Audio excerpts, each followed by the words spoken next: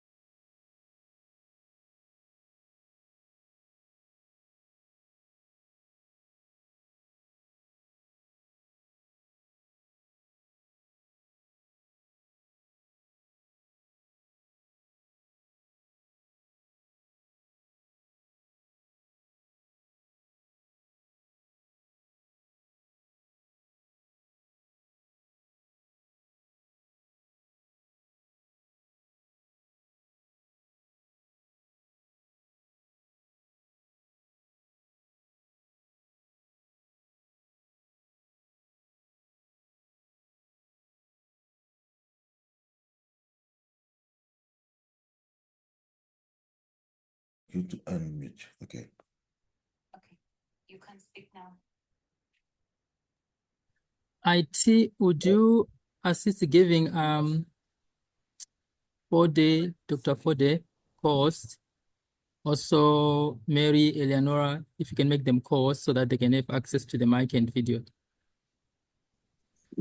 Thank you. And yeah, I think we can start now. Thank you so much for joining in time. Welcome everyone to this series of workshops on HIV prevention needs estimates. This one is the first of this series of workshops covering generalized epidemics, covering Eastern and Southern Africa, as well as West and Central Africa.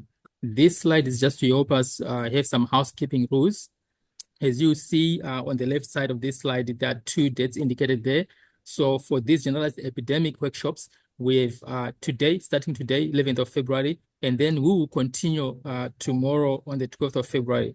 Please note that this is not the session for tomorrow is not duplicative. It's a continuation of today. So if you attend today, you still need to attend tomorrow as well. It's not a repeat of the same session. As we always try to achieve when it comes to these informative sessions, this session is available in French and Portuguese. You will see an interpretation icon on your Zoom link. You can select your preferred language. You also get the slides that will be shared during these presentations via email together with a recording, and we'll try our best to share this as soon after this workshop. We really would like us to engage. This is going to be more of a very discussive, engaging, interactive session. So we highly encourage ourselves to engage through the chat, ask questions. The panelists are going to be following through these different questions and responding to them. Also, let's try to separate general discussions from specific questions. If we've got a specific question, let's try to use the Q&A function. If it's just a commentary or an input or a suggestion about something being shared, let's try to use the general chat function so that it's very easy for us to track specific questions. So from today, the objectives of these sessions, you note from the agenda shared via emails that it's a series of workshops that have been planned to go deep into HIV prevention needs estimates using the Spectrum tool, where the standalone tools that were used to generate these estimates have been incorporated into the Spectrum into a suite of HIV prevention needs tools. So the objective of this workshop starting today is to explain the strategic directions for prevention in the context, in a new context. As we all know, it's an ever-changing context, especially regarding funding, regarding priorities, new tools being made available, how to link this to the 2030 targets and a rationale for these needs estimates. Also would love participants to familiarize with the Spectrum, this new Spectrum needs estimation suite of tools. then be able to share some basic information in a more detailed needs estimation to approach, looking at the PrEP, looking at the CNET for condoms, looking at the SHIP2, and also the VMMC2, which is relevant for a number of ESA countries. Then we'll try to have enough time to have discussions on the implications for target setting and use of these for national plans, for prioritizing, and also for the Global Fund GC8. We want to really anchor this to make sure that countries have what they need for filling out the Global Fund GC8 applications and any other country priorities and purposes as far as HIV prevention is concerned. You will note also from the email that we sent that it's a series of workshops, as I highlighted earlier on from this screenshot of a flyer here, and on the top right panel are the different dates for the different dedicated sessions on this topic, split into generalized epidemics and the concentrated epidemics, and also regional split to accommodate the different times in different regions. So today we are starting with generalized epidemics, ESA and WCA, continuing that tomorrow because of the relevance of more tools in these epidemics. And then on the 16th of February, we have concentrated epidemic setting from West and Central Africa, MENA, and ESA, which will be select of countries. Then 23rd of February, it will be Asia Pacific, Latin America, and the Caribbean on the 2nd of March. And then ESA, Eastern Europe and Central Asia, West and Central Europe and North America, or high-income countries on the 9th of March. For some, you might be participating in more than one. That's why I thought maybe it's important for me to just share this overview. Although for today and tomorrow, we are focusing on ESA and WCA. This is the detailed agenda for today and tomorrow, shown in this slide. We are going to have our opening remarks from Dr. Forde, who is the director in UNAIDS, and then also Mary Mahey, who is the director for the data for impact, will also provide some introduction, link these estimates, the regular estimates process to this prevention needs estimates process. And then we'll get into more specific, the topic for today, linking into the 2030 Prevention Access Framework presented by Clemens from the Global HIV Prevention Coalition Secretariat here in UNAIDS. Then Avene, presented by John Stover, they'll then take us an overview of this spectrum suite of tools on prevention needs estimates. After that, we'll get in the second session, we'll go into detail into specific tools, the SHIP2, the PrEP 2, and then the CNET 2. We'll continue that on the session tomorrow, together the VMMC 2, it will be tomorrow. So without further ado, without wasting more time, I'd like to give to Dr. Forde, who is our director, to provide us with opening remarks. Feel free to ask any questions in the chat function, in the question answer function, or feel free to introduce yourselves also in the general chat functions that we know each other and who is in the call. Thanks, and over to you, Dr. Forde. Hello. Hi all. Are you hearing me? Licious, are you hearing me? Yes, we can hear you. Yes, we can hear you. Yes. Yeah, thank you. Thank you. Good morning, good evening, good afternoon, where you are on the world. Thanks for joining this important session.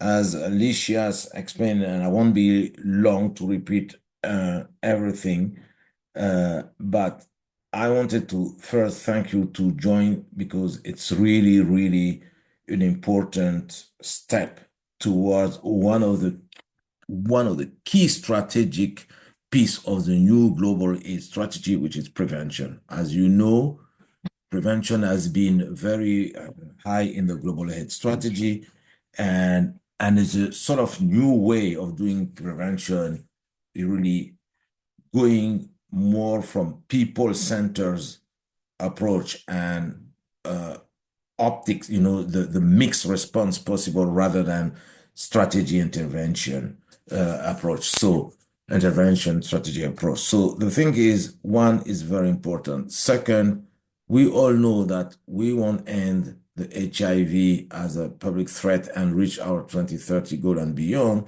without a solid prevention program at country level being really implemented and funded. And that is an issue on how do we collectively be together to ensure the needed funded for prevention will be available. So that's why the best way to mobilize resources and then to implement the programs has to be based on data and target exactly what you are doing there here.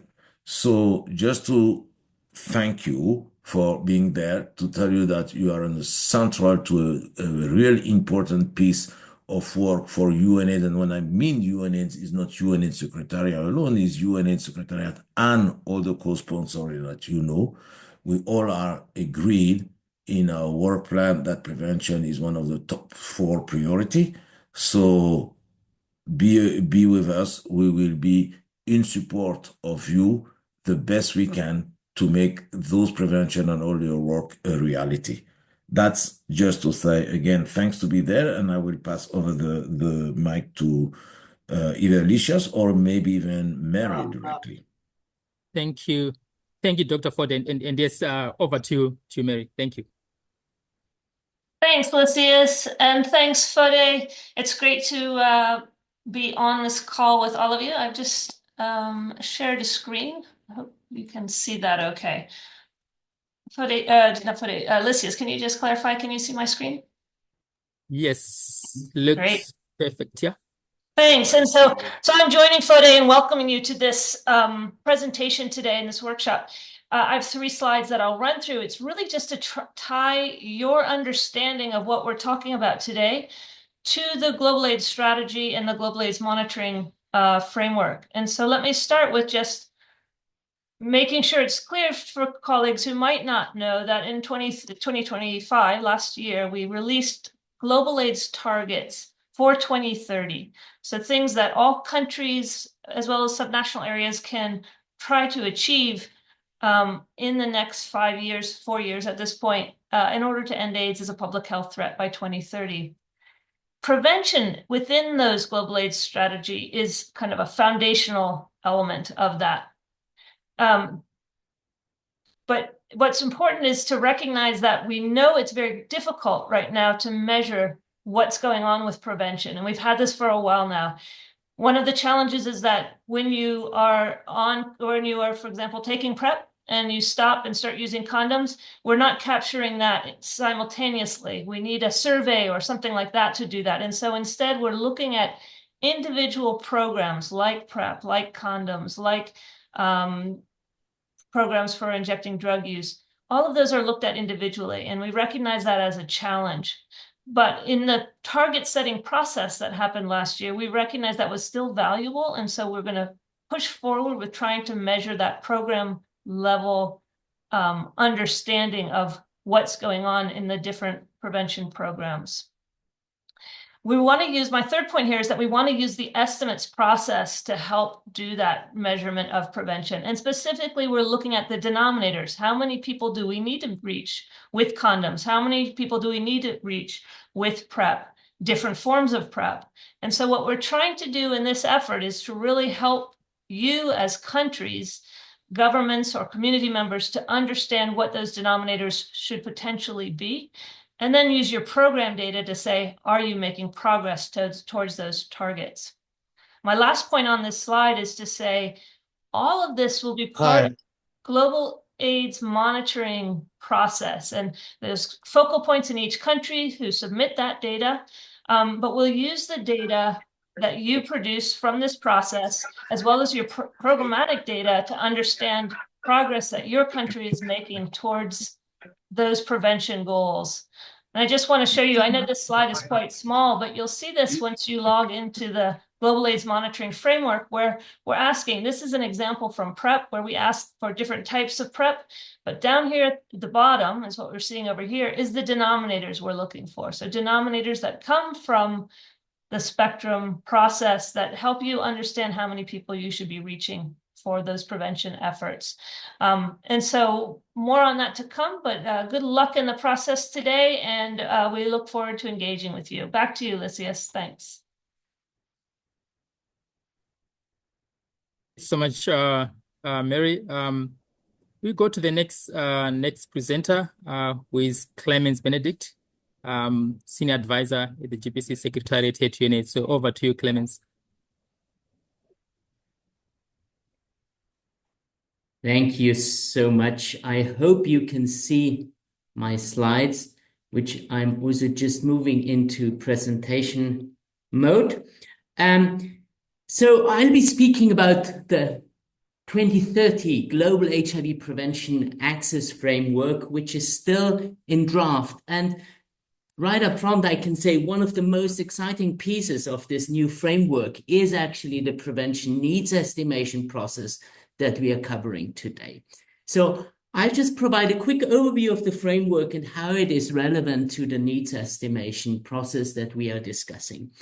The world's HIV prevention response and HIV response overall is really at the tipping point.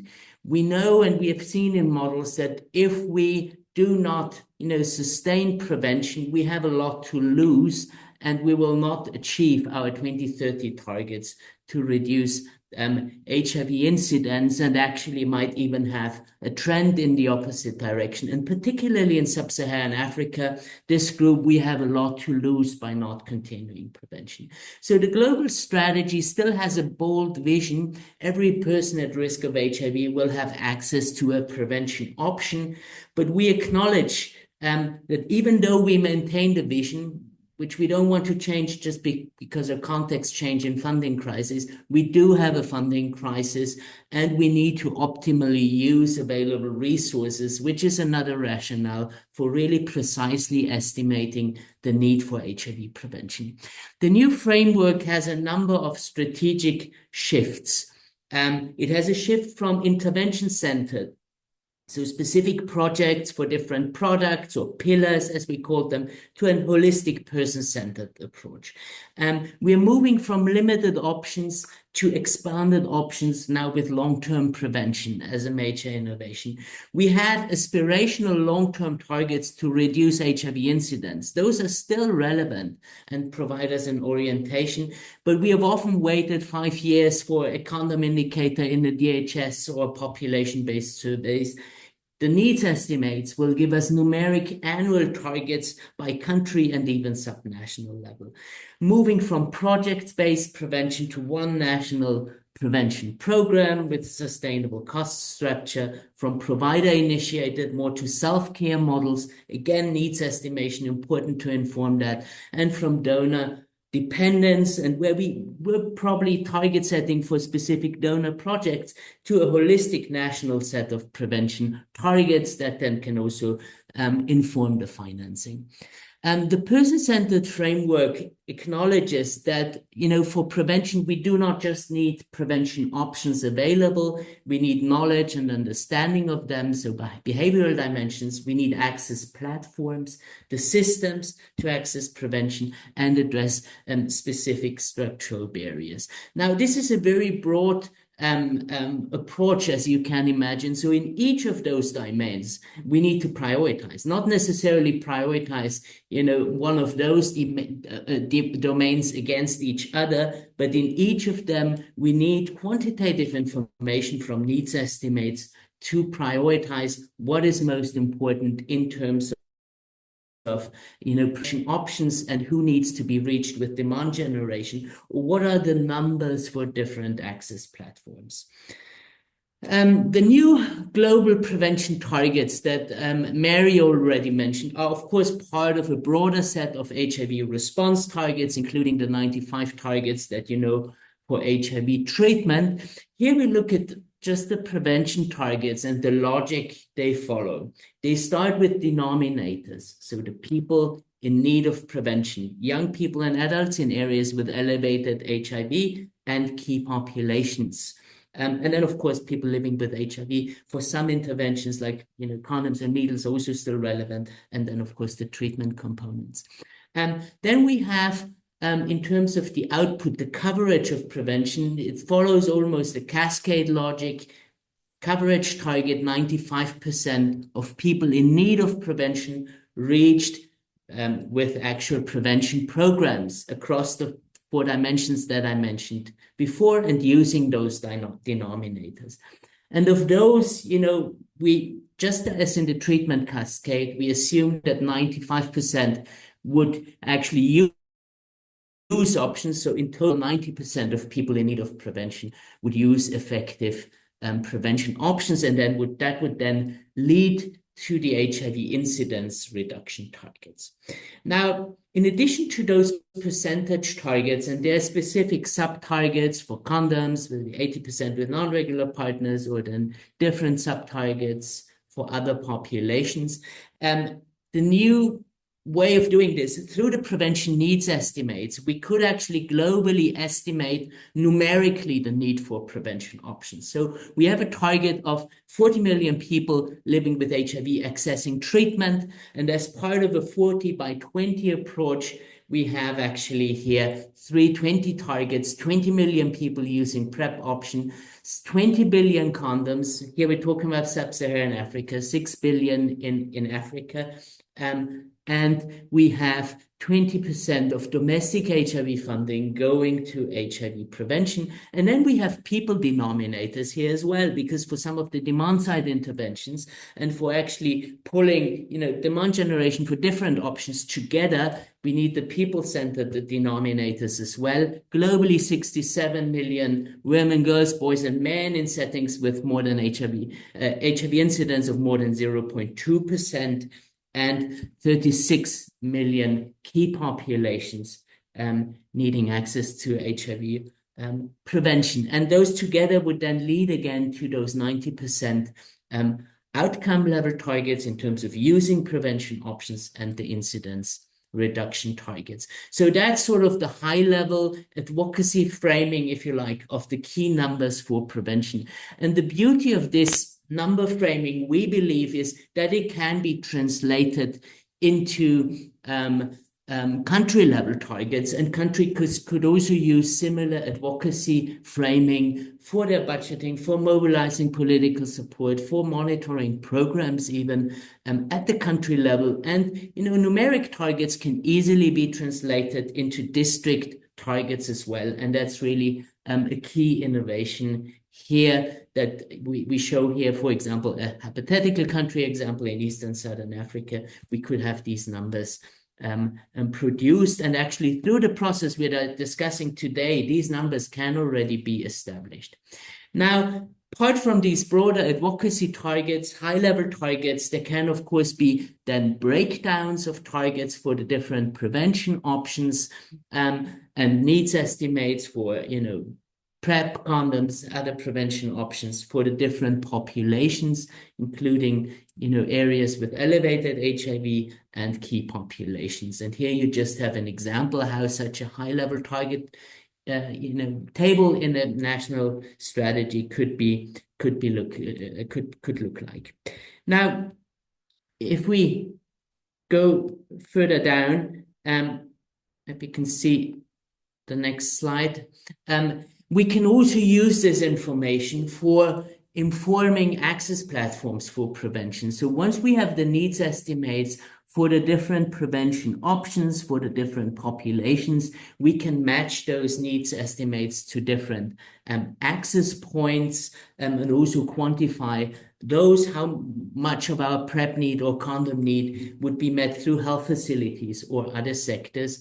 And then from that, actually, really, this could inform, and this is again a graphic from the framework, this could inform also how we approach the segmentation of our program. So we have the needs estimate here, the target in the first column, and then this could be used to actually understand the program and market segments, how much of the need would be met through free public distribution, maybe subsidized distribution and sales.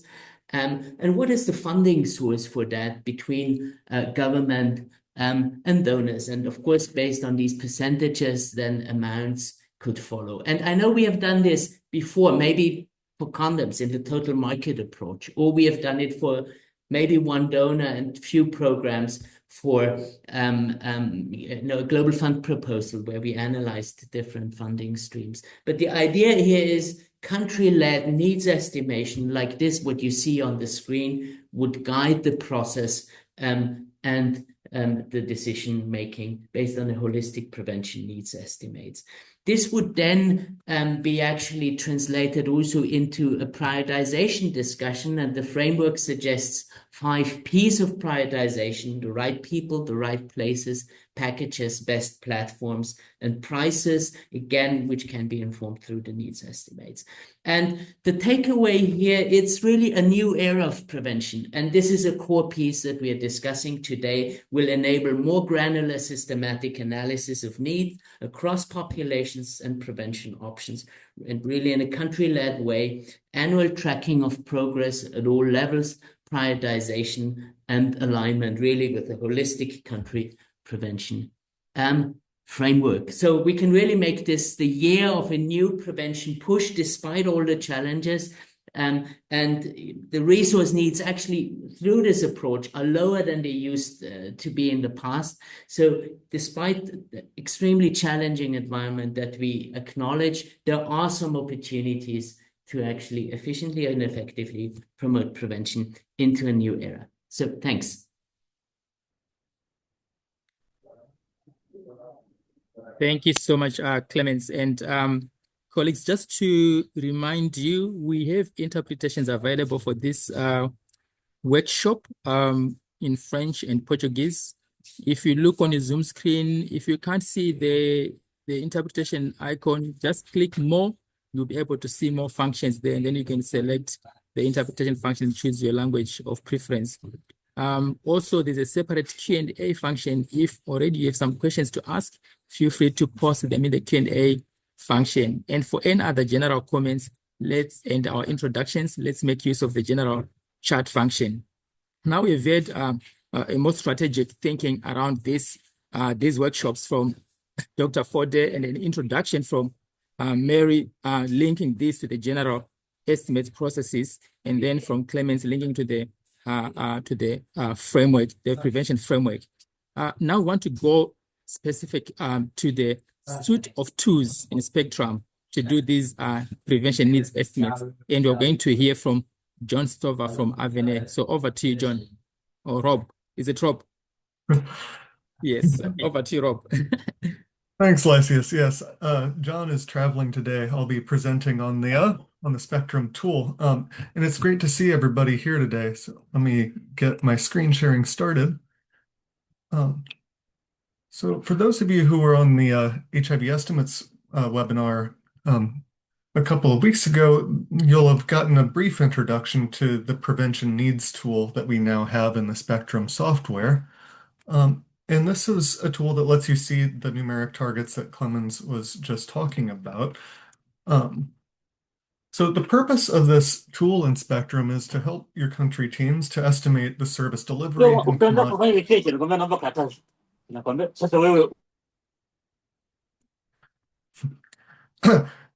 apologies. So the purpose of this tool is to assist country teams to estimate the service delivery and commodity needs to achieve targets for the key HIV prevention programs. Specifically, the tool in Spectrum is focused on 4 areas: condoms, PrEP, key population services, and voluntary medical male circumcision. And so the tool that we have in Spectrum now implements versions of existing tools in a new tool that we call the prevention needs tool, and that can be saved as part of your Spectrum projection file. So the VMMC component replicates some of the need calculations that were available through the Decision Makers Program and Planning tool, the DMPPT tool that many of you have used, and this makes subnational estimates of VMMC need. The condom component estimates national need for condoms and replicates some of the calculations from the CNET, or Condom Needs Estimation tool. The PrEP component estimates need for PrEP by population, again at national level, and replicates some of the calculations that are in the PrEP-IT tool. And the key populations component estimates the numbers needing services. So what we have in Spectrum now doesn't fully replace DMPPT2, CNET, or PREPIT, just key components that are required for estimating numbers of people in need for those services. And we'll hear more today and tomorrow about some of the other functionality in these, some of the additional functionality that these existing tools provide beyond what we have in the Spectrum tool. So this shows an example for the BMMC component and is very close to what you'll see in the Spectrum software. And each of the components sort of follows this same basic layout. So for VMMC, on the left, we have the populations that we would be reaching. This shows an example for Botswana. Again, the BMMC component operates by subnational region. So what do we need to know in order to calculate need? Well, we need to know how big the population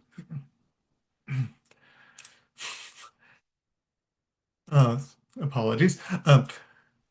So we need to know how big the population is in our base year in 2025, and we need to know how big we expect the population to be in 2030. We need to know what the baseline coverage of circumcision is and what our targets are. And this is for the population ages 15 to 29. Our targets are 90%. And we also need to know to what extent circumcision. Okay. Apologies. I don't know if you're getting these notifications shared that are popping up on my screen. I don't know if the moderators are able to prevent those. We don't see So, them. all right. So apologies for that. Rob, we okay. don't see them. We don't see the. Okay, so I apologize for the interruptions, and I will try to not let those distract if they continue to appear. Just to continue on, so we do need to know what our targets are, and we also, for circumcision, need to know to what extent circumcision prevalence in men is coming from traditional circumcision practices. The tool will assume that those practices will continue into the future as part of calculating how many VMMCs are needed in order to reach the targets.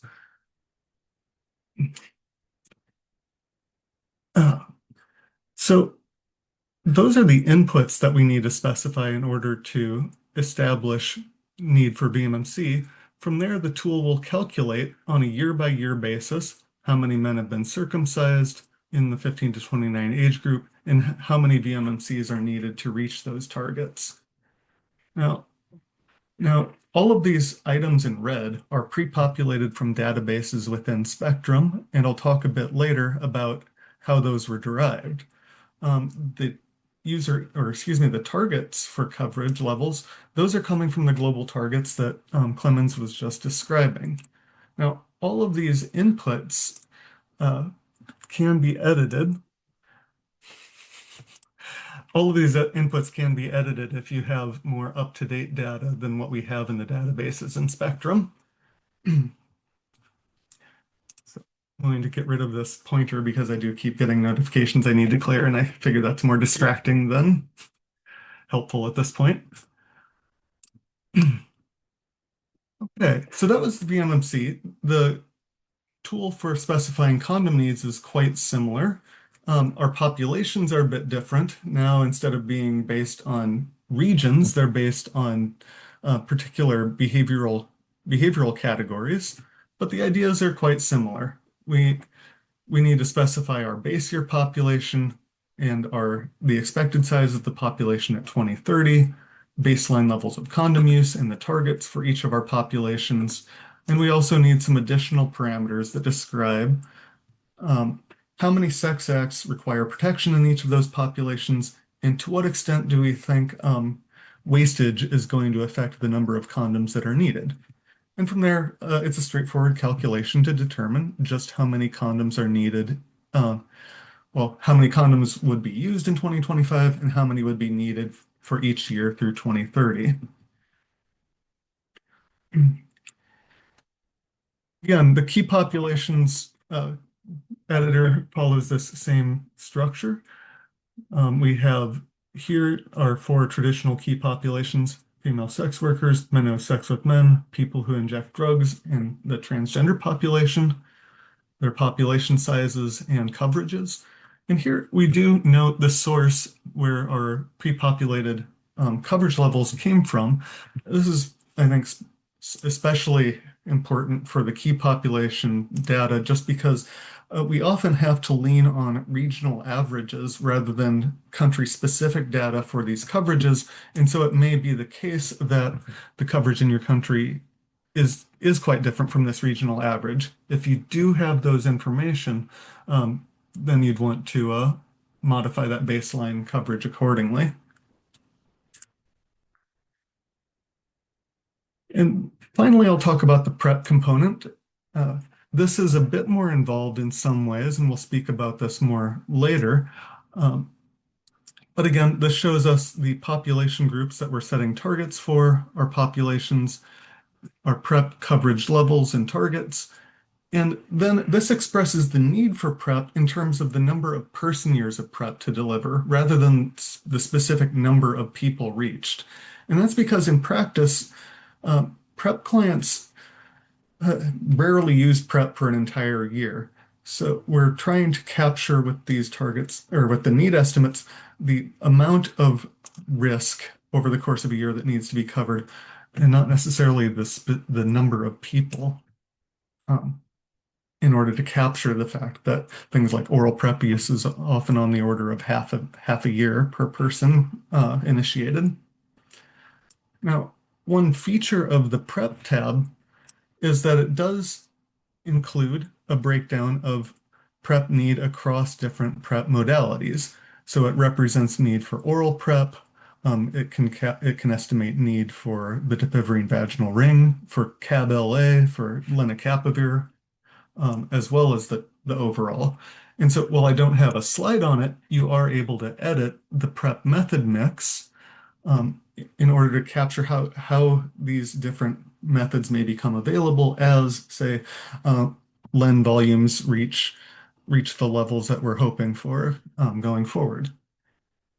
And so the way that this is configured by default when you look at the PrEP component is that initially at 2025, PrEP is entirely oral PrEP, but as we move our way towards 2030, the PrEP method mix shifts more and more towards long-acting methods, consistent with what data we have on the preferred methods among PrEP clients when multiple methods are available. So I want to talk briefly about the sources of data used to populate the tool. And so this is set up as a matrix where you can see across the top the different components of the tool. And then the rows on this slide are showing the different populations that we need information for. So the key population size estimates that are used in several of these tools are coming from UNAIDS consensus estimates as part of the process used to estimate the proportion of new HIV infections that occur in key populations each year. Our sizes of the adolescent and youth populations and adults by age are coming from the World Population Prospects in 2024. While our estimates for need for condoms and need for condoms for family planning come from demographic and health surveys.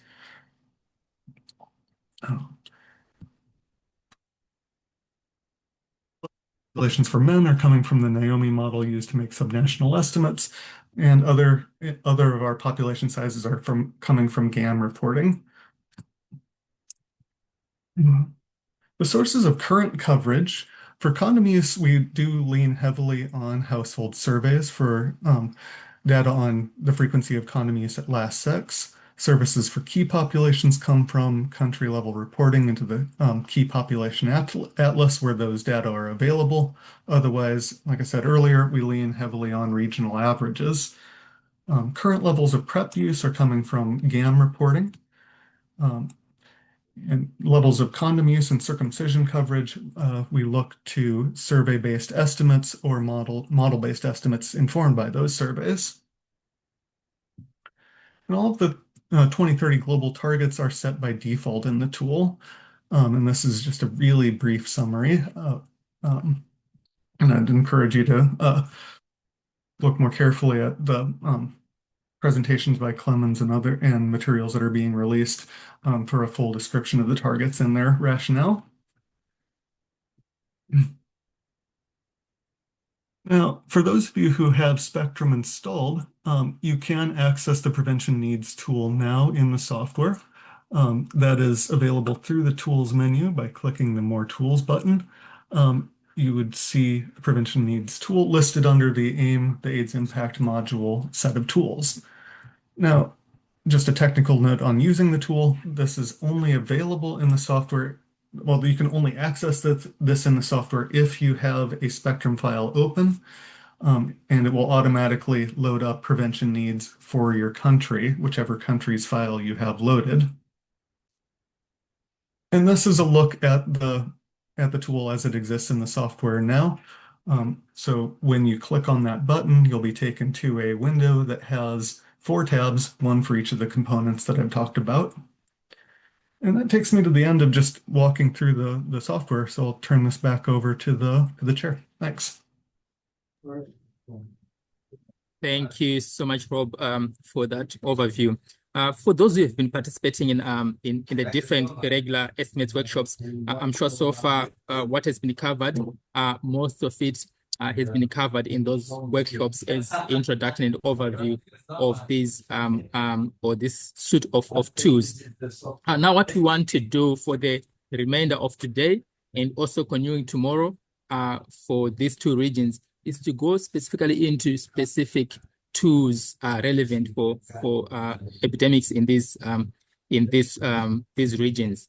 So we are going to start by the SHIP2, which is one of the tools that are available for estimating population sizes at subnational level. And then after that, we're going to hear about PREPIT, going more into detail into the PREPIT tool. I think it will help to then understand the assumptions behind the outputs that we then get in the Spectrum tool. So I'm going to give to Rachel Ezra from Avenue Health. She's going to give us a quick overview. It's quite a comprehensive tool, the SHIP2, but she'll give a quick overview of the model features in this SHIP2. And then the Clemens from GPC Secretariat who would help us or cover or go through how this is applied to prevention planning, the outputs of the SHIP2. And then we'll go through a Q&A session. After that, we'll then go on to the next 2 covering estimating the need for PrEP. So over to you, Rachel. Thanks, Lysias. And I appreciate the forward that this is quite a comprehensive and complex tool. And we do have quite a short amount of time today. So I will go through a very quick presentation of the SHIP tool. And there will be some links at the end of the presentation for some more of the in-depth technical details about the calculations and the usage of the tool. Do you mind, sorry, Rachel, for cutting off. Do you mind swapping displays? If you swap displays, because we can see your next slide. Oh, sorry. I didn't realize that the wrong one is there. Swap display. Great. Is that better? Yes, perfect. Great. Thank you. Great, thank you. So hi, everyone. My name is Rachel Ezra. I'm with Avenir Health, and I will be talking about the SHIP tool today.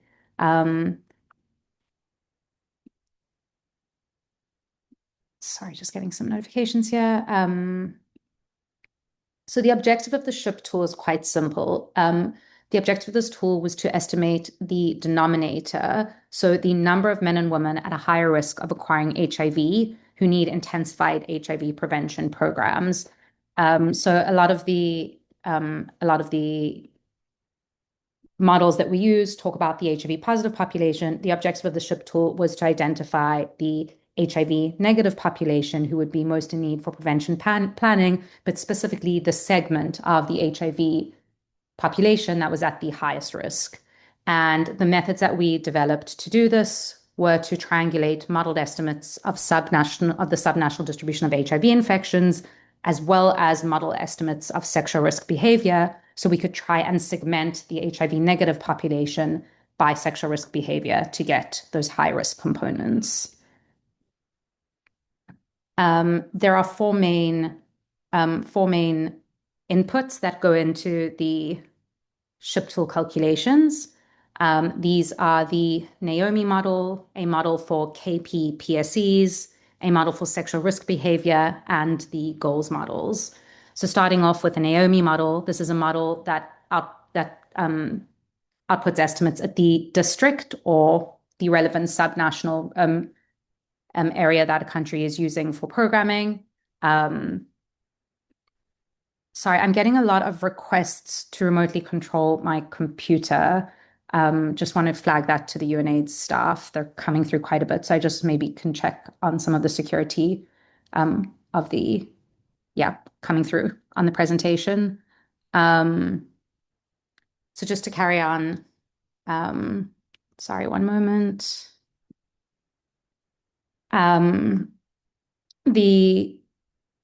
Sorry, as I was saying, the Naomi, sorry, UNAIDS, there's something, I think that there's a bot that has, that is in the meeting. So maybe if you could have a look at that. The Naomi model at the subnational, as I said, at the subnational level, outputs district level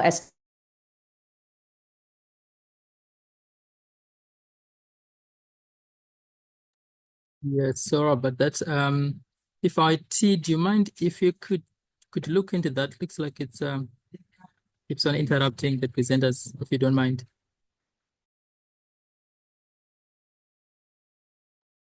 Lysias, we might ask Rachel if she sees a name tied to it because there's 253 people on the call. I was getting those same notifications through my presentation. They were random names that were not very clearly not real people. Yeah. So is it being hacked? I think that's.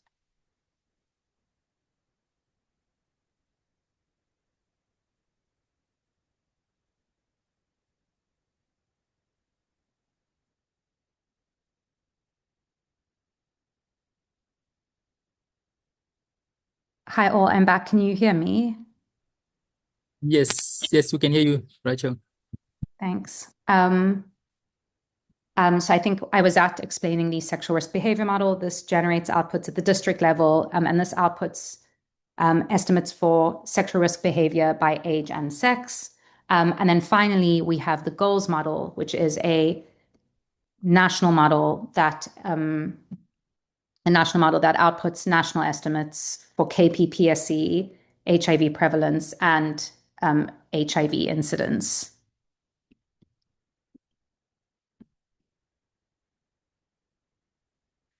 A bit more detail on that subnational model for sexual risk behavior. This is a spatial model of sexual risk behavior in the general population of men and women aged 15 to 49. This uses questions from household surveys such as the DHS, FEAR, and MIC surveys on self-reported sexual behavior, and it produces district-level spatially smooth estimates of the proportions of the population that fall into three different sexual risk behavioral groups. We have a low group, a medium group, and a high group. The low group are our population that are determined to be not sexually active. The medium population are assessed by the risk of having one regular sexual partner, and the high-risk population have multiple non-regular sexual partners. So what we do is we need to estimate this kind of high-risk general population so that we can subtract the key populations from this group and then get our denominator for the non-KP populations that are at a high risk of acquiring HIV. And there's just a link down there for the original paper where these methods were developed. This is quite a complicated series of calculations that are involved in the tool. So for the sake of today's presentation, I'm going to skip the details out and just focus on explaining that we have three separate estimations that we do in order to get to our ultimate output, which is the PLHIV negative population by sexual risk group. We start off estimating the population sizes of all the sexual risk groups, and we get our KP population sizes, we subtract those from the general population sizes. We then estimate HIV prevalence, and this uses data from household surveys through the Naomi model for the general population, as well as HIV prevalence that comes out of the Ali-Stevens KP model. We then estimate HIV incidence. We don't have much data on HIV and subnational data on HIV incidence in KP populations. So we use some assumptions about incidence rate ratios from the literature to try and estimate the incidence of KP populations relative to the general population. And our final output are these new infections by risk groups. And just to say that at each of these steps, we adjust the KP PSEs as well as the KP new infections to match the national KP PSEs and new infections in the goals model. Once we have these estimates of new infections by risk group, we can then identify the HIV negative population by risk group as well. So just a bit more simply, the outputs of this model are disaggregated by sex, by age. So we have 5-year age groups, as well as some composite age group proportions, and sexual risk behavior and district. And then we have those by the behavioral proportions. So we would have the percentage of each of those subpopulations by low, medium, and high sexual risk. And as a reminder, these are all our HIV negative populations. We also have the estimated new H infections in each one of these categories, as well as the HIV incidence rates in the by the sexual risk behavior categories. In the SHIP tool is an Excel-based tool, so all of these outputs get pulled into an Excel-based tool, and we have a lot of different visualizations in the tool and a lot of different outputs that allow you to investigate the distribution of HIV infections. So you're able to look at this at the national level and look at the national distribution of the population sizes and incidence rates by age, risk group, and sex. You're also able to look at the distribution of HIV incidence across all districts by these categories, age, risk group, and different districts. And you're able to do deep dives at the district level. So have a district level view of population size and incidence rates by age, risk group, and sex. And I think I'll be moving over to I'll hand over to Clemens afterwards to talk about the usage of this tool. But just a quick word on some of the limitations of this tool. So I did go over this quite quickly, but there is no district level data that informs the estimates of our KP PSEs, prevalence and incidence. We extrapolate regional estimates or provincial estimates down to the district level. And as a result, there's a lot of uncertainty around these estimates, especially when we disaggregate them further by age. So we would just like to present some caution around the interpretation of the district KP estimates and make a recommendation that country teams should use the national KP envelope from the models, and then use program level knowledge, including PrEP initiations and KP program coverage when informing subnational prevention targeting for KPs, and really keeping that in mind when reviewing the district level KP estimates in this tool. Here's some resources and links. So the SHIP tool has been updated and is now available for all countries who have Naomi estimates at this link on the HIV Tools website here. These are up to date with Naomi and goals estimates from the 2024 and 2025 HIV estimates round. I've also put a link here for more technical details and references to all of the inputs. And just to note that there is a full manuscript in progress on that, and wanted to give some acknowledgement to Catherine Risher, who is the primary developer of the SHIP tool and the methods that I've run us through here. And please reach out to myself with my email address here for any questions or technical support when using the tool. Many thanks.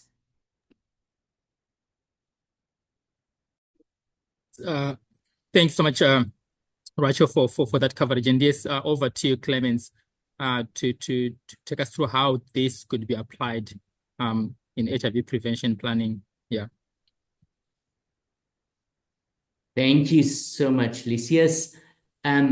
So I'll just be speaking briefly on how this can be used for prevention planning. And of course, we're starting with the SHIP tool here because the SHIP tool and these incidence rates are actually the basis for informing prevention in terms of the populations who need prevention the most. And then they are actually also the basis for some of the product-specific estimates that we'll be discussing in much more detail later for PrEP and condoms and other options.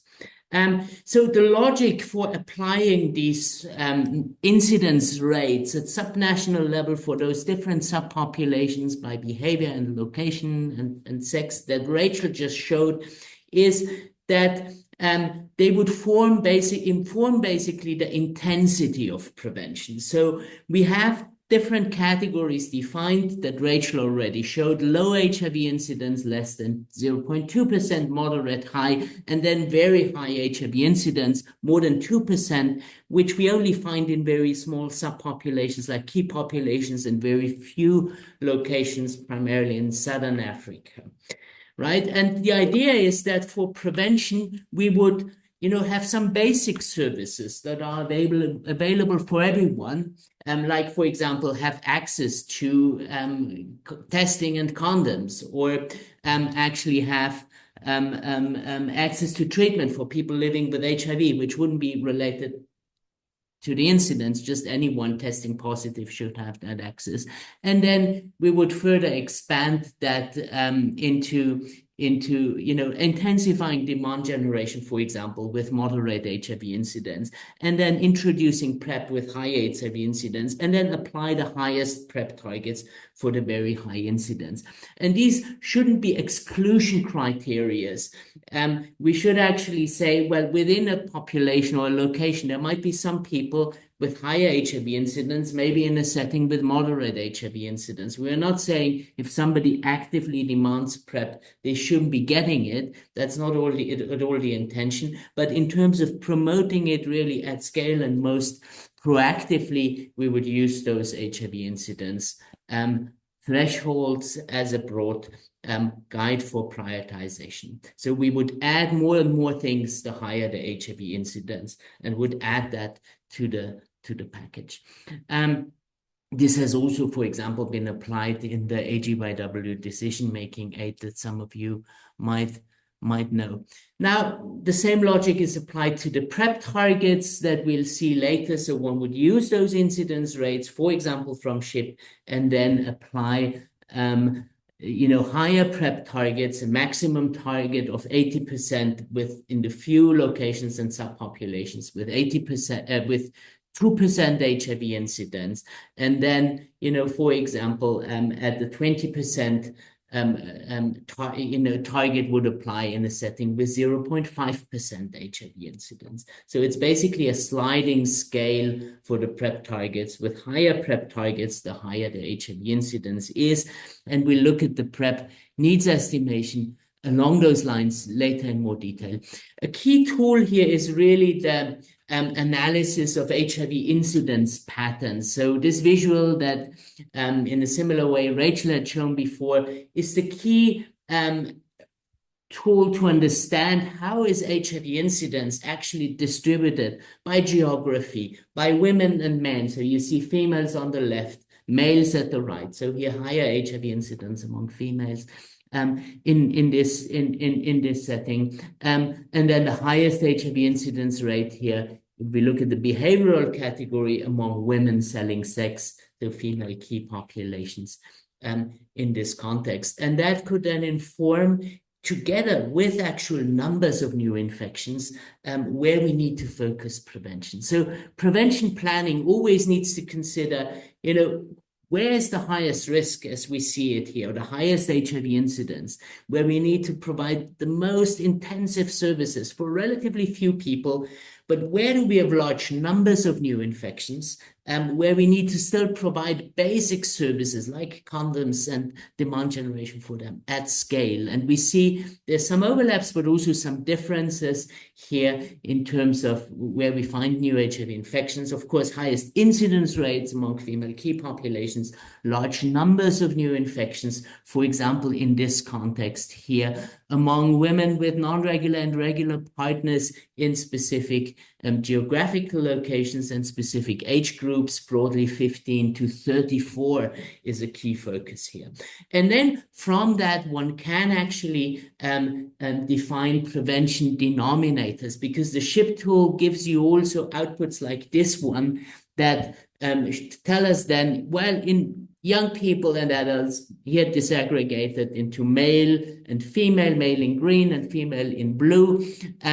It gives us the actual population sizes for, the 15 to 24 and 25 to 49, which helps us inform programming and then decision-making on who needs prevention. And from those numbers, we can then, and again, this is an example for a district, we can then say, well, if we have those numbers here on top of this slide, the number of, in this case, young women who are in school, in tertiary school institutions, out of school, based on the SHIP tool, we can then think, how many of them are reachable, for example, through contraceptive services or STI services. We know from DHS broadly, right, how the reach of these services is, and we can use the information from the SHIP tool, for example, district population sizes, on how we will reach young women in this case, or any population, through different channels. The same information can also be used, so subnational incidence rates for different subpopulations can be fed into cost effectiveness analysis as well, as a starting point for the prioritization for applying the 5P approach that we showed before. So in short, SHIP helps understanding HIV incidence and numbers of new infections, and is an entry point for targets, planning, access platforms, and prioritization. And most importantly, it requires actually the EPI colleagues in country and the program experts to come together to look at the data and then draw the conclusions for planning. Thanks.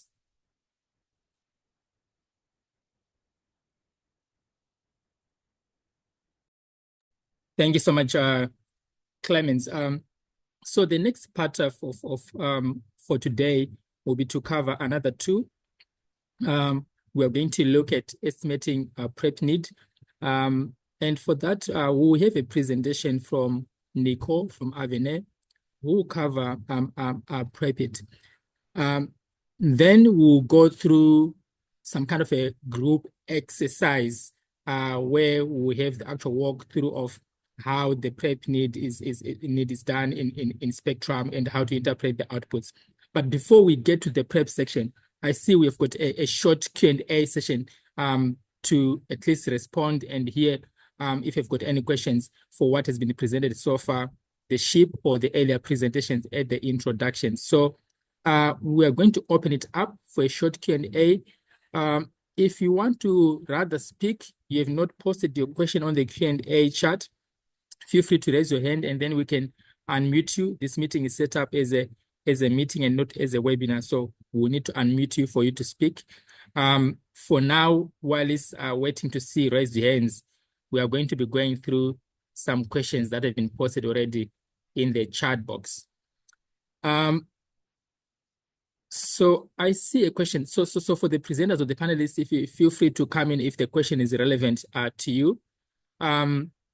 There's a question here which says, what is your comment on HTS on the suite of the prevention approaches listed? How does it factor in? This could be a question, I think, to Avene Health. And then there's another question from Lifutso saying, why are overall targets not aligned to the 95, 95, 95, especially the second 95? Maybe this would be a question related to the presentation done by Clemens. Then there's a third question here from our colleague Andrew from Rwanda saying the Global Fund is already shared Learn PrEP country demand forecast for countries to use, I guess, to use for the GC8 applications. How do we use these other tools to produce the Global Fund country forecast? I guess its question is asking into how these tools fit into together, especially for the Global Fund applications. I'm not sure if we have a colleague from Global Fund here who can respond to that, but let's go to the first one on HTS. Maybe for colleagues from Avene maybe could respond to that. Then the targets one to Clemens. And then I would love to give preference to our Global Fund colleagues around this demand forecast to if they have something to respond to concerning that, and then maybe someone from the presenters to add to that. I see your hand, Bogo. I'll get back to you once we hear some responses for these ones. Over. Yeah.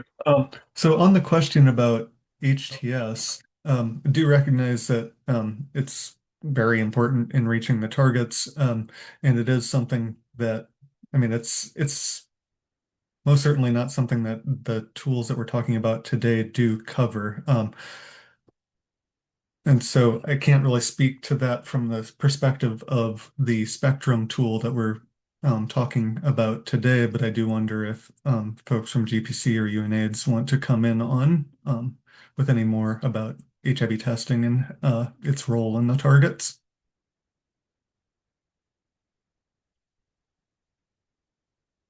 Thanks, Rob. Clemens, do you want to come in on the 95? If your questions, Michaelo, if it's not well answered, if you've got clarifying questions, feel free to raise your hand as well, and we can unmute you for you to speak and have any clarifying follow-up. The question to Lefuto, Clemens, you wanna respond to that?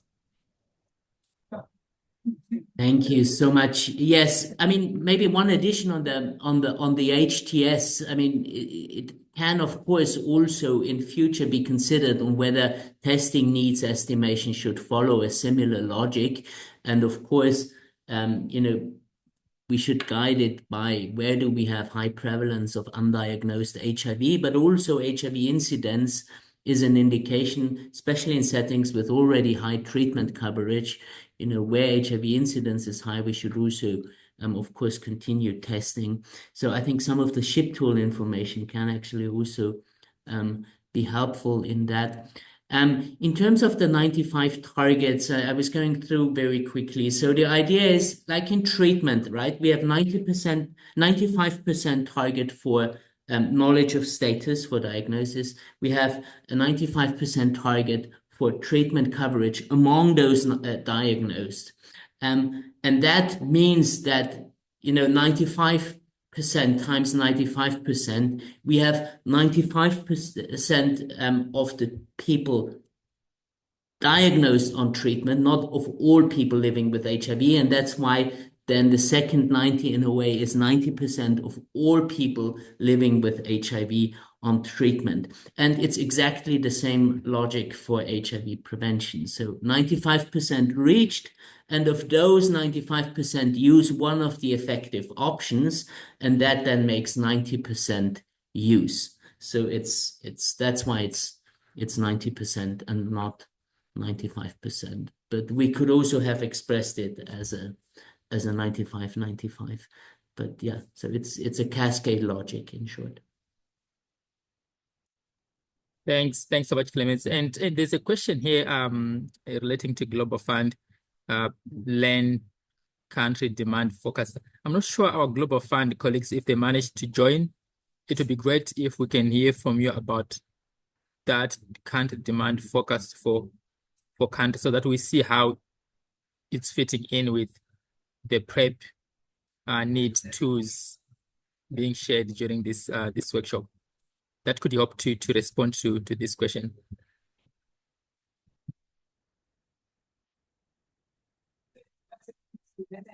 Unless, Andrew, if you want to come in and say something about this country demand forecast, if it's some kind of a template that has been shared to countries and what it's doing, and then maybe our colleagues from Avene can see how that fit in with the PrEP 2 in Spectrum. Do you want to speak to that?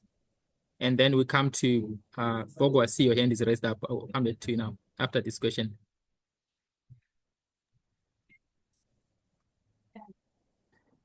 Lisa, maybe I can briefly come in while others are muting, who are working yes, with Global Fund.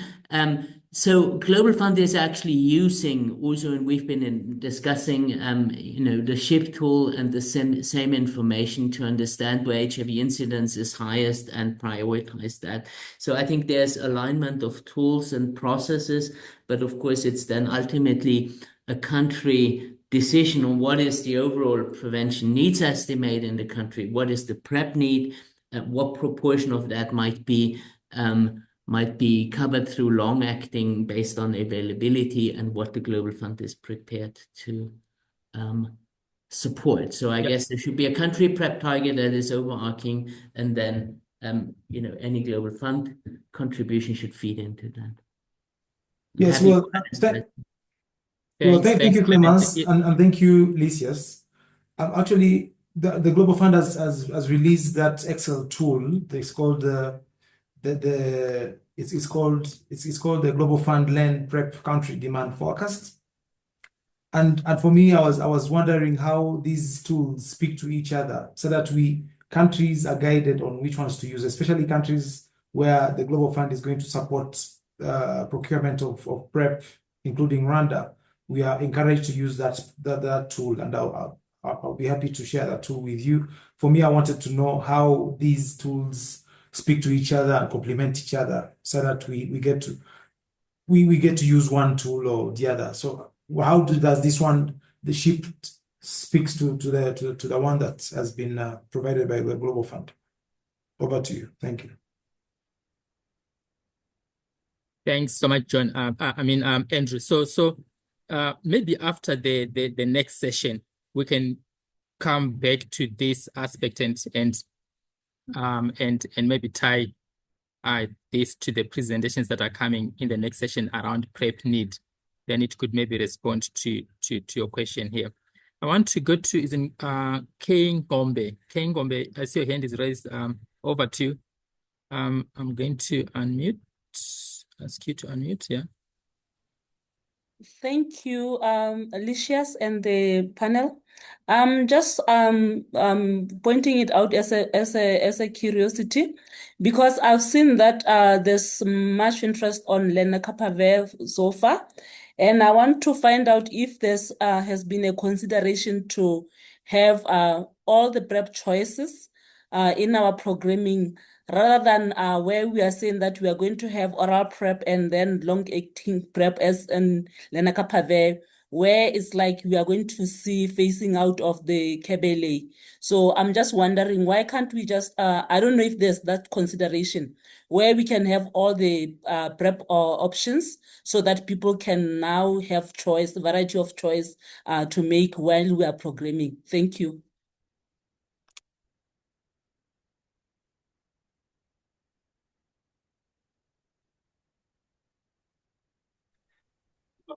I may come in on that question. Thanks for the question. I think that we'll talk a lot about that in the session on PrEP coming up. So I'll just defer the question until we've had that discussion. Okay, thanks, Rob. So yeah, if we've got a PrEP question, maybe let's put on the parking lot and then we can come back to it after the next presentation. Yes, Bogo, your hand has been up. Over to you, and then Michelle from WHO.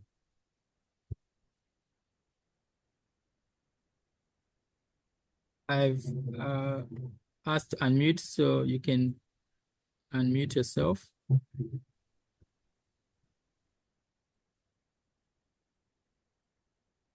Oh, would you like me to go or the other colleague? I heard you mention someone's name before me, Lysias. Yeah, maybe let the other colleague go. I see it's unmuted now, so his hand or her hand has been up for a long time. Can you hear us? Okay, maybe go ahead, Michelle. Yeah, sure. When the person comes back. So really just two quick comments. First one, a colleague from the Global Fund, and I think his first name is Dinesh. My apologies, I recognize your last name, is online, and he can chat or maybe put into the chat something on the lenacapavir country demand forecast. You can maybe add something in the chat or speak later in the next session. I see he's just put something in the chat now. So, but also regarding the phasing out of cabotegravir, and I hope I can't stay on for the full next session, but I hope maybe Heather Marie can chat about it a bit. When WHO and UNAIDS speak about PrEP choice or prevention choice, it's the choice between at least two products. It doesn't mean that countries need to have every single PrEP product in place. If they have it in place and it works for them, that's excellent. But if it doesn't work for them, we have to be realistic. And then just for the person I'm responding to, my name is Michelle Rodolph from WHO. I'll go back to you, Lysias. Over. Thanks, Michelle. That's super helpful.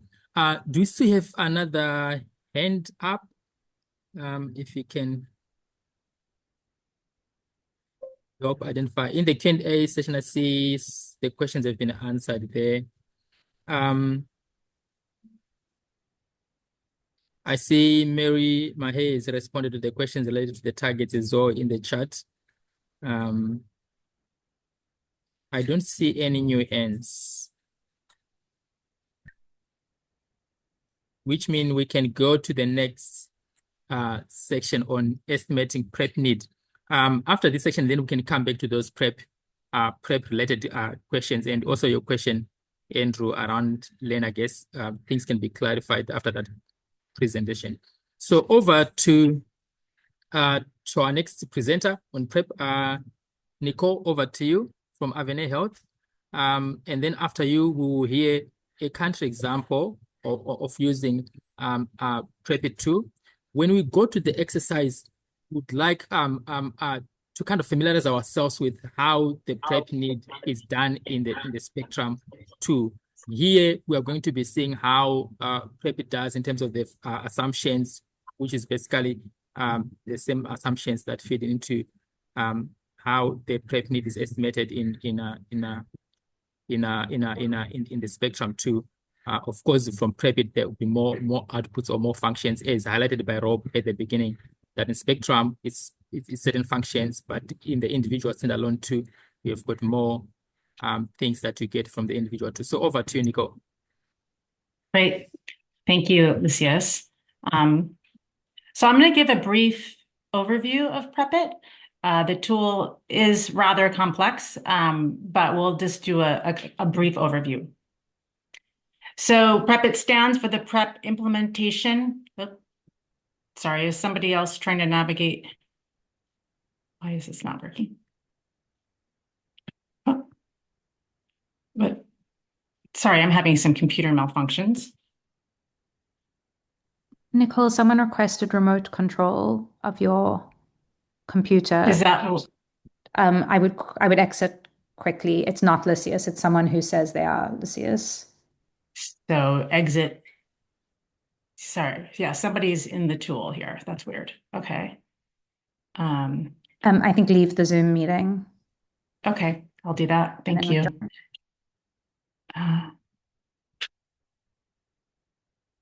It's not letting me do that either.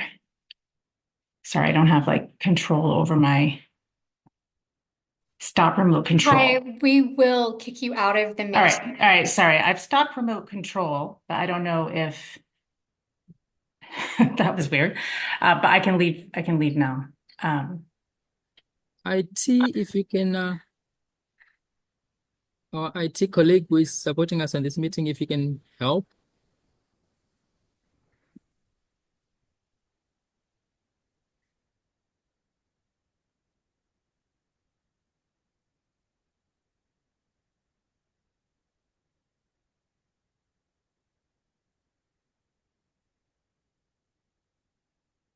If IT can also make Catherine Kripke a co-host, that would be helpful.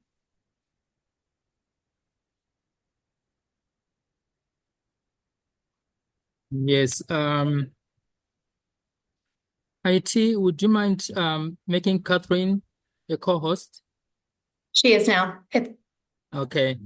Catherine, I hope you don't mind covering for Nicole while we try to figure out what's happening. Sure, thank you. Thank you so much. Please give me a moment to open up the presentation.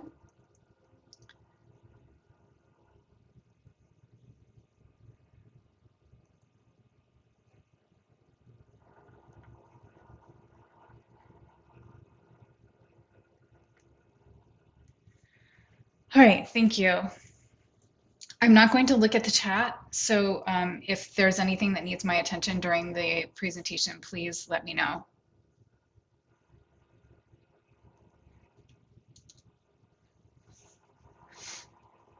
Okay, so Nicole was going through what is PREPIT. As she mentioned, PREPIT is,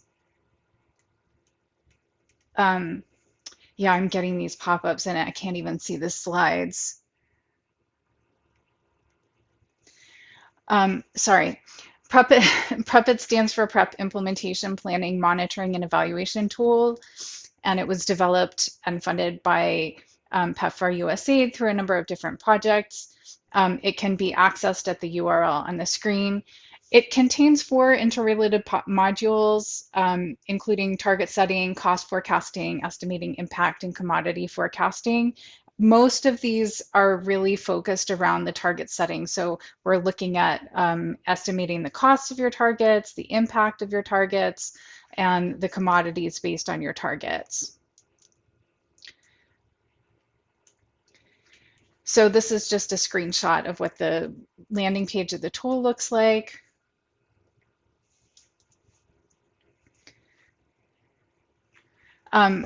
The tool can be applied at a number of levels. It's most commonly used at the national level, but it can be applied at other levels if you have the necessary data. It can be applied to set targets and do estimates for multiple PrEP methods simultaneously. I'm going to skip through the rest of this. A number of different countries have used PREPIT for a number of different purposes, mostly national PrEP target setting and quantification.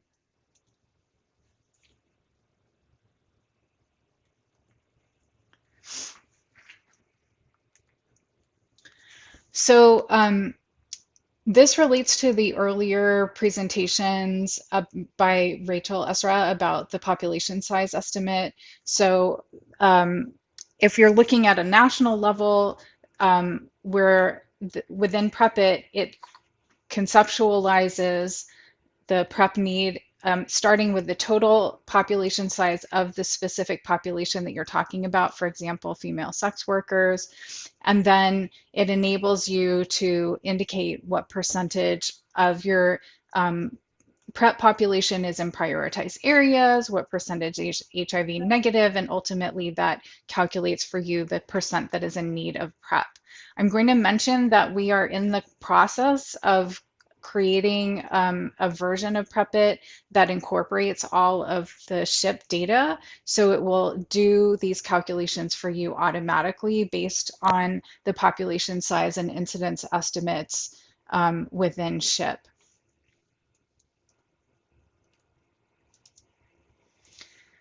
So as somebody mentioned in the chat, it is possible to set targets within PREPIT and do all of the calculations for multiple methods. These are the default methods. You can indicate when a new method is introduced if one of your PrEP methods hasn't been introduced yet.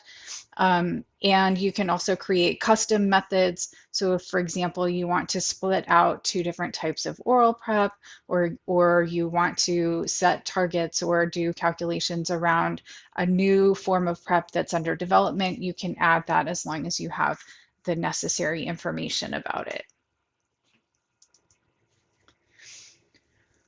So PREPIT uses estimated continuation curves to estimate the need for PrEP over time. So it takes in numbers of HIV initiations and then it uses these continuation curves, which can be population and method specific to do the calculations. It also can incorporate reinitiation rates. And then it can also estimate costs based on monthly costs, the amount of PrEP product, and then any other monthly activities such as adherence support, and then per visit costs based on initiation visits and refill visits. And then there are also lump sum costs that are not related to visits or time, such as demand creation, management, and so forth. So you can put in all of this information and then get estimates of the cost of your targets. If you do this, then when combined with the targets, the result will include the total cost of achieving the targets as well as the cost per HIV infection averted by PrEP method and population, taking into account continuation, reinitiation rates, visit schedules, and scale-up trends. So it's much more detailed than the other tools that are available. It has a lot of default information in for these parameters, but you can edit all of the parameters. It also includes an impact module. This is really meant to be heuristic in terms of the impact. Other modeling tools, such as the spectrum goals model and other mathematical models, will be better for answering specific policy questions related to how PrEP changes when HIV coverage changes and things over time. The impact is really just meant to give you kind of a rough estimate if you have some different target scenarios of how those scenarios will change based on how your impact will change based on how you change the parameters of the scenarios. So there are some different options for how you set targets. You can set it by coverage. You can put some constraints on your coverage, like amount of budget that you have available or the amount of product that you have available. And then you can also do manual target setting using numbers of initiations if you've already calculated or estimated your numbers of initiations. You can put that in and have the tool estimate for you, for example, how much product you will need to achieve that number of initiations, what kind of coverage you'll get, what the cost will be, and so forth.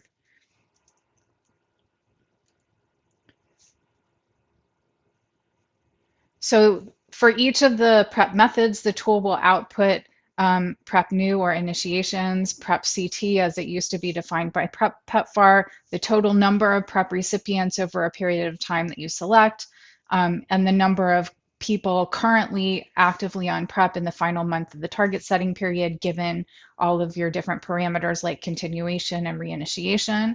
And then for each population and method, the tool will output the total number of initiations, the total number of reinitiations, the infections averted, the cost per infection averted, the coverage, and so forth. So it's very useful in terms of helping you to plan your program. The basic tool can disaggregate targets to subnational areas. When we release the SHIP version, it will also be able to disaggregate targets to the subnational areas based on the SHIP data. And as I mentioned previously, there's a module for commodities forecasting, which shows monthly estimates of the number of expected visits, the amount of each type of PrEP product needed based on your inputs, and then the costs of the commodities. So I've mentioned PrEP at SHIP. This is just kind of a little advertisement for it. We're working on it. We're working on finalizing it. We're hoping it'll be finished in the next couple of months. So the idea is to incorporate all of the data that Rachel discussed into PrEP for target setting. And this will assist the users to understand where and who should be getting PrEP based on HIV incidence in population district combinations, and automatically generate the size of the population that should be getting PrEP for different HIV incidence thresholds. So there is a series of instructional PrEP presentations about PrEP at this URL. We have a help email address that goes to our team. There's also a PrEP community of practice where users can talk to each other as well as to us about any questions or use cases or successes or lessons learned or anything like that. You can join the PrEP community of practice. And I think that is it. I will hand it back over to the organizers. Thanks, Catherine, for that overview on estimating PrEP need, walking through PrepIt. We're going to have a country example. There are some countries that have already used this tool to estimate PrEP need for their different HIV prevention planning, and Zambia is one of them. So we're going to give Zambia, Madaliso Silondwa from Zambia, to share briefly their experience on estimating PrEP needs using this tool. So over to you, Madaliso. I'm going to share your slides. You can just let me know when to go next. So over to you.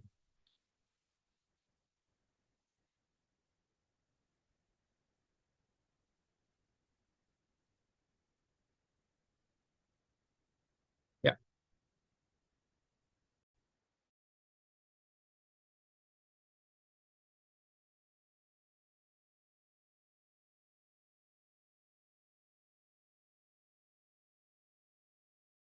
Madaliso, can you hear us?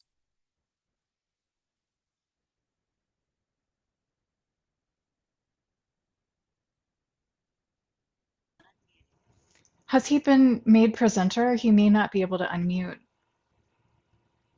I've sent the ask to unmute. Yeah. Thank you. Can you hear me now? Yes, we can hear you. Great. Yeah, I wasn't able to unmute. Thanks, Licious. Hi, everyone. My name is Madeliso Silondwa with Clinton Health Access Initiative Zambia and the Zambia HIV Prevention Program. So I'll be sharing Zambia's experience using PrepIt, and I'll walk you through how we've used it in practice and just some of the key lessons we've learned along the way. Next slide, please. So I'll start with some context on our PrEP program. Over the past several years, the program has expanded and evolved. It's been delivered in just over 2,000 sites across the country.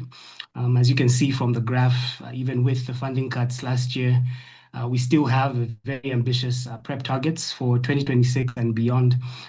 We are now implementing multiple PrEP products, including daily oral PrEP, the two injectables, Cabele and Lenacapavir, and have plans to introduce the WCA ring.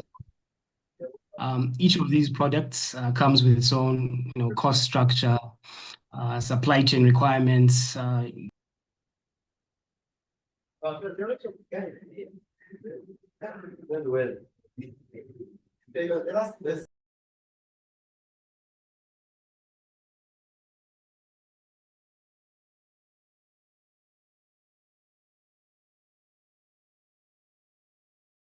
Madaliso, not sure if you lost us. We can't hear you now.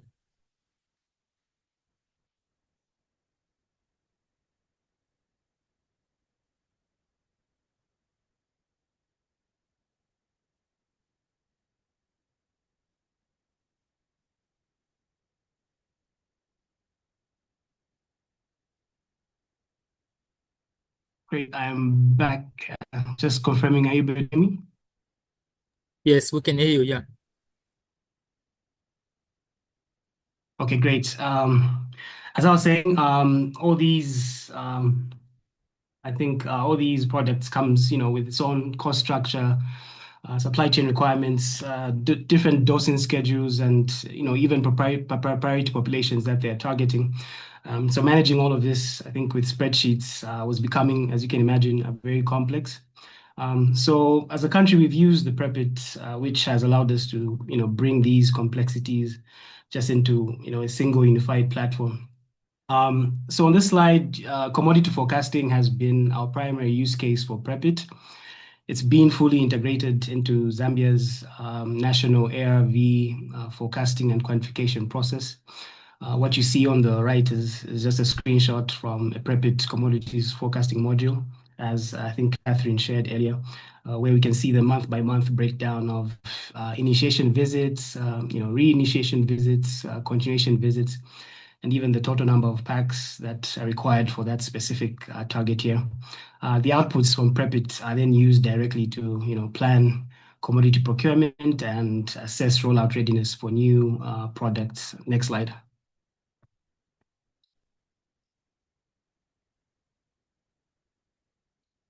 So beyond forecasting, PREPIT has played quite a critical role in informing actual planning and investment decisions.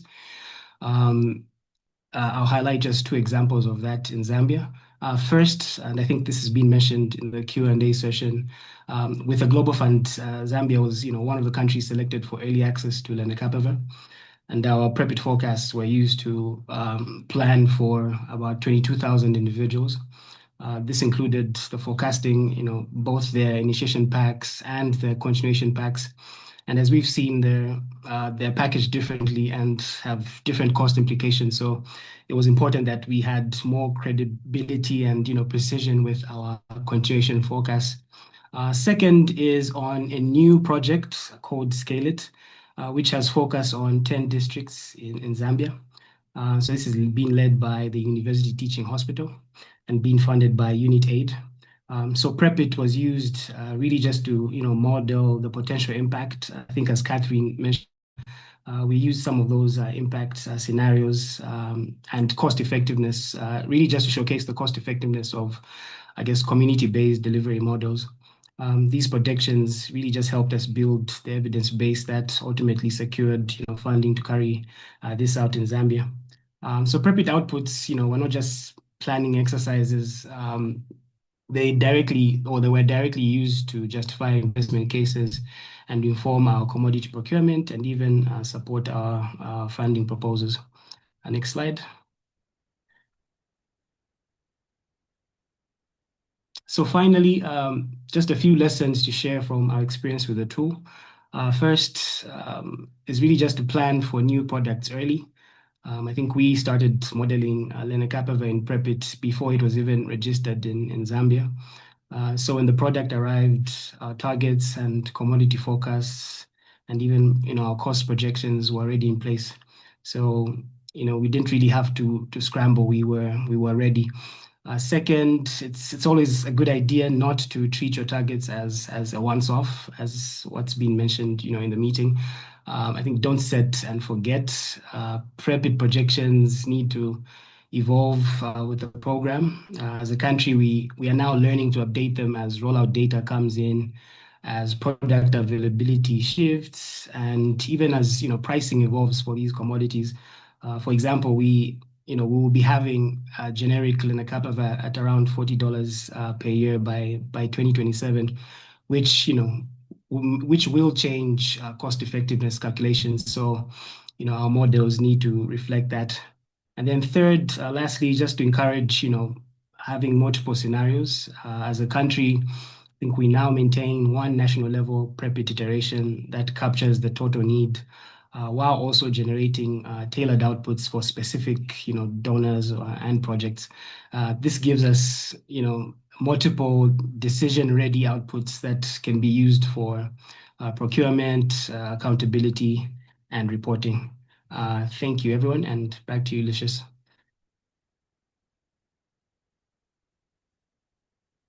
Thank you so much, Mandaliso, for such a very good example from Zambia on using PREPIT and seeing its use in previous funding applications and different use in the country. So for the next about 40 minutes or so, we wanted to do some group exercises. We understand for some people you are participating as a group, maybe some kind of teams are in one office sitting together and participating in these workshops, but most of us you are participating individually.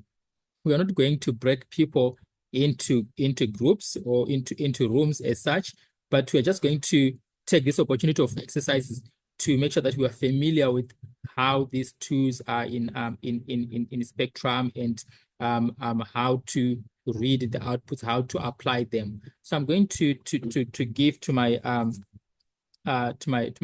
colleagues here for that. For PrEP need, for example, I just wanted to ask Rob from Avenet to just give a quick walkthrough of a demo of how this could look like, and then you can then apply that on your own as part of an exercise. So Rob, if you may do that demo for PrEP need in Spectrum for colleagues to see how that works in estimating PrEP need. And then we'll just allow us some time, 40 minutes or so to do the exercise where people can try this on their own for prep. And then for the SHIP tool, if someone can post in the chat the link to download the tool, it would be great if colleagues can be familiar with how that SHIP tool looks like, how to open it, where to click, where to read what outputs. And then we'll come back and ask some few questions. I'll also, after Rob's demo, I'll hand over to my colleague Edamari here, who can also help to facilitate that exercise, so that we know what we can come back to discuss after giving you some questions to look at. Over to you, Rob.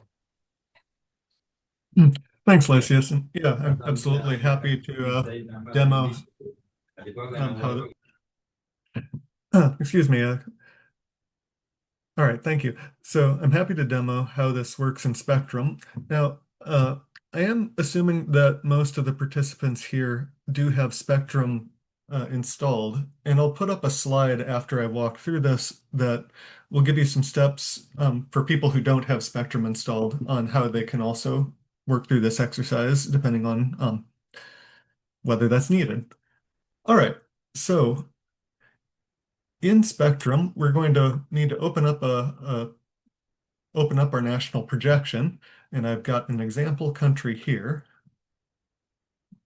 and it'll take a moment to open, of course. And to get to the prevention needs tool, we want to go to the More Tools window and choose the prevention needs tool under AIM. Now, this will be grayed out if you don't have a projection open or if you have multiple projections open. So you do need to make sure that you just have one projection open in Spectrum. So this should be active. And if you click that, it's going to take us to the tool, which hopefully you can see okay, but it'll certainly be best following along on your own screen. So in the tool, because I've got a Spectrum file open, it happens to be an example for Zambia, so it will have Zambia's file, Zambia's information available. If you're using your national estimates file or your file from last year, you'll see your country's data here instead. And for those of you like our colleagues from Kenya who use multiple subnational files, you'll see national results for Kenya rather than for subnational regions when you look at the tool. Now, when you come in, it'll be on the Condom tab to start, but we want to switch over to the Prep tab. And so this is directly what we were looking at earlier in the presentation I gave, where we have each of the populations that Spectrum will estimate PrEP need for. We have our populations, we have our baseline PrEP coverage and our targets, and we have the calculated number receiving PrEP in 2025 and our need through 2030. And if we scroll out, we can see right now this is set up with all PrEP being oral PrEP at 2025, but with the shift towards less and less oral PrEP out to 2030. This is configured to assume that some women would receive the dapivirine vaginal ring, but you can edit the PrEP method mix if you don't think that that's how things will shape up. We have inputs for how much of PrEP is CAB-LA, but again, if you think that that will phase out more rapidly than has been assumed here, you can edit that. And finally, we have a shift towards progressively more lenacapavir PrEP over time. And with all of that, we have our needs calculation by PrEP method and year. So that's what you'll see when you get into the tool. And you'll want to review these inputs. So it may be that, for example, that the population that you're seeing here is based on WPP 2024. If you've had a census since that revision was released, or you use a National Statistical Office projection that's different from WPP 2024, you may want to adjust your base year populations or your projected populations to match your official projections. So for example, if I think that WPP is 5% too low, I can multiply my projection for 2030 by increasing it by 5%. That increased the population, and that will be reflected in the needs estimates. Similarly, if you think that we got the defaults wrong in terms of where PrEP coverage was last year, and you think that maybe adolescent girls and young women more were reached than we said, you can edit that baseline coverage, and the calculated need will update. Similarly, if you think that if you think that it's going to be too challenging to reach this target, or you think that the targets should be higher, you can modify that accordingly. So maybe you think you can only reach 40% of people who inject drugs, or maybe you think you can reach 60%. So you can edit all of these inputs. And like I said, you can also edit the PrEP method mix if you think that CAB-LA will be phased out quicker or more slowly. And so for this exercise, I'd really just encourage you to take a look at the PrEP tab and review what you see there and try out making some of these changes. And with that in mind, I am going to just put up a slide that describes those steps that I just went through. The steps I just went through are the steps I went through are step 2 of opening Spectrum and opening a file that I already had for a country, and then stepping through the prevention needs tool. If there are folks here who want to try this out but don't have Spectrum, I have included steps here on where to find the Spectrum software and how to create just a test file you can use to access the prevention needs tool. And if anybody needs help with that, please do reach out over the chat. And so I will just leave this slide up to give people the opportunity to look at this and ask questions. Thanks so much, Rob. I think that kind of ties up this section before we go to the actual exercises, the section around around PrEP. And I know earlier on you had some questions. So should we spend the next 10 minutes to address those questions that colleagues said? And also, if anyone else has got questions, feel free to raise your hand and then we can unmute you. Any questions around PrEP need, the presentation from Nico that Catherine presented, and also this piece around the showing of how this is done with the estimates too. Yes, Bogo, I see your hand has been up. Let me try and unmute you.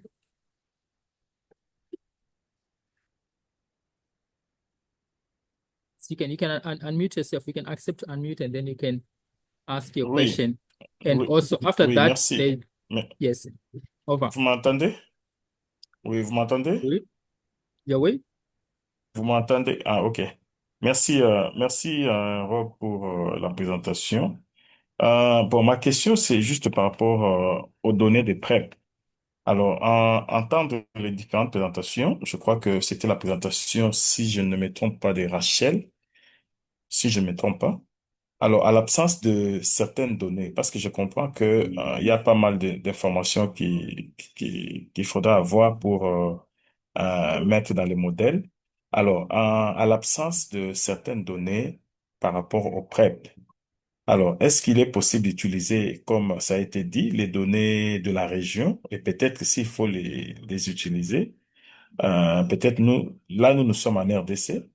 Alors, je voulais savoir qu'est-ce que vous nous conseillez si nous devons utiliser certaines données de la région pour ne fût-ce que avoir une information et les mettre dans les modèles afin d'avoir quelques estimations.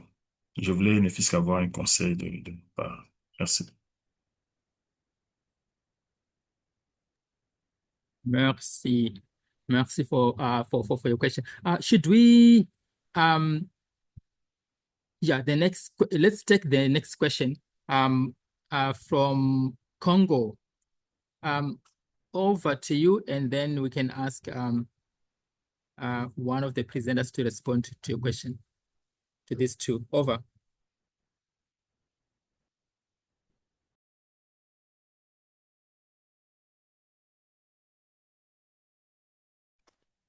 Merci beaucoup pour la parole et félicitations pour la présentation. Ma première question va peut-être rejoindre mon prédécesseur de la RDC parce que le Congo est peut-être, on peut dire, en phase d'expérimentation de la stratégie PrEP. C'est de savoir que à partir du moment où nous n'avons pas de données de base, comment est-ce qu'on devait faire pour que nous ayons des bonnes estimations? Et la deuxième, c'est sur le spectrum. D'habitude, chaque année, lorsque nous préparons les estimations, il y a toujours une version récente du spectrum. Est-ce que dans le cas de la PrEP, ça tient compte de la récente version ou c'est une version qui est spécifique à la PrEP? Merci beaucoup.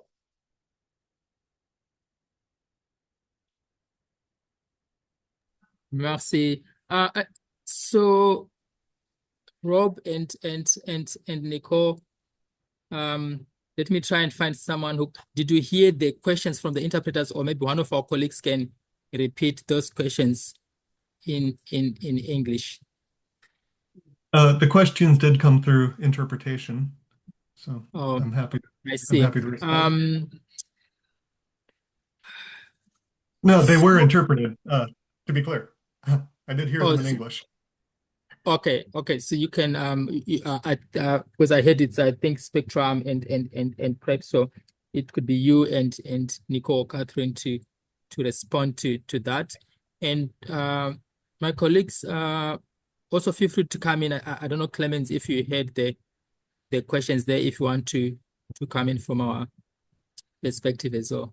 So over to you, Rob. If you need any interpretation, I can pick one of our colleagues to further clarify the questions. Thanks. Over. Thanks. Well, I will take a first crack at responding and then ask if Nicole or Catherine would like to come in with a bit more on the first question in particular. So on Rob, the second question, can you repeat the question? I only heard the second half of the first question.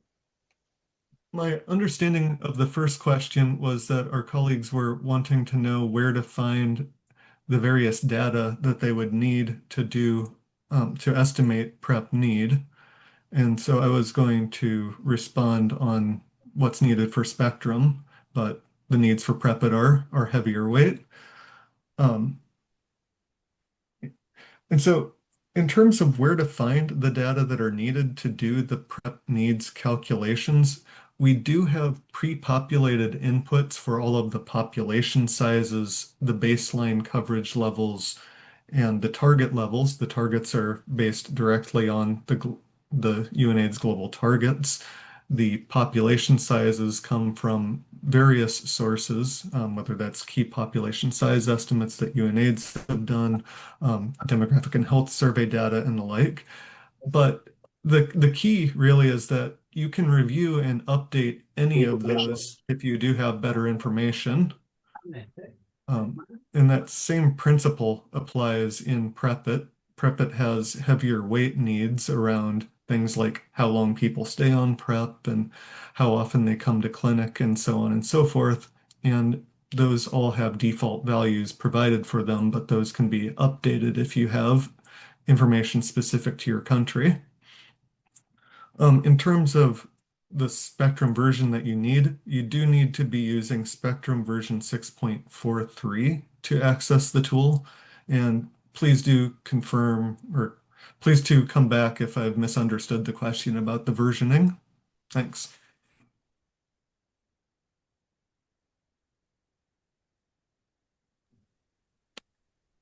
Thanks. And so, Thanks. Yeah, go ahead. So Catherine, did you want it to come in or? No, I don't have anything to add to Rob's response. Okay. Could someone because I'm not accessing the interpretations here. I just wanted to make sure that the two people who asked the questions have been responded to. Their questions are answered. Feel free to come again, Congo. Feel free to come in if you've got further clarifying questions.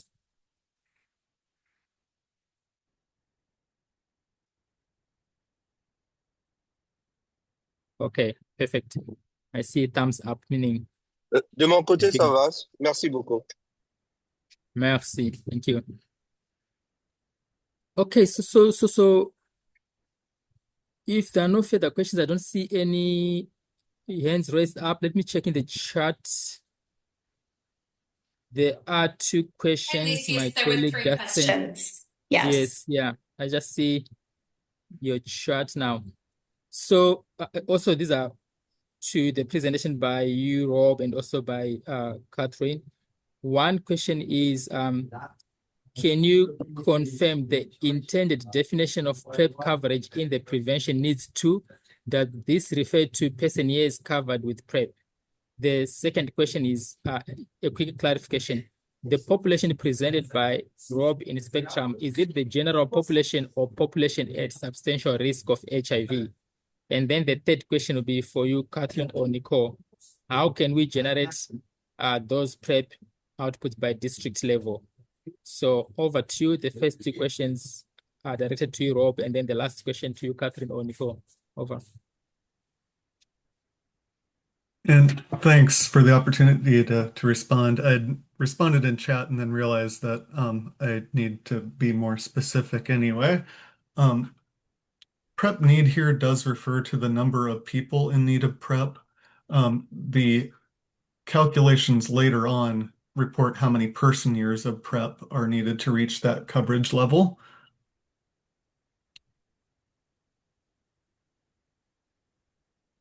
Le modem, là, quand même, de l'autonomie. Hein.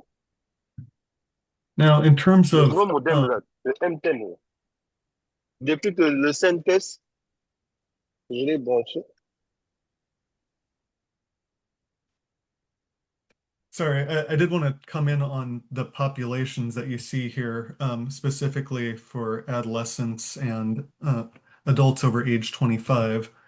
The population sizes that you see here are the total populations of those groups, not adjusted for behavioral risk factors that might indicate that they're at substantial risk and in need of PrEP.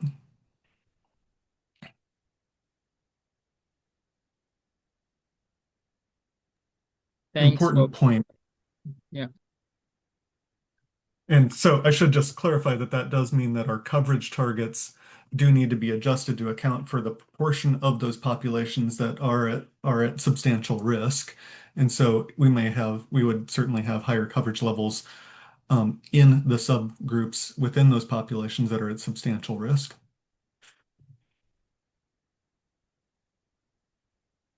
Over. Yeah, thanks, and thanks, Rob, for those clarifications. And over to you, I don't know, Catherine or Nicole, to respond to the last bit of PrEP by district level. Thanks. I think since Nicole left and came back, she's not able to unmute until you update that. So I'll just answer. So the question was about how can we generate PrEP targets by district level. So in the current version of PrEP, you can use the disaggregate module. And then once we release PrEP SHIP, it will use the SHIP data to disaggregate by district. Over. Thank you. Yeah, over to you, Boko. I'm not sure if it's a follow-up. I think I'll start with you and then I'll come to you, Andreas. If you can unmute, accept to unmute.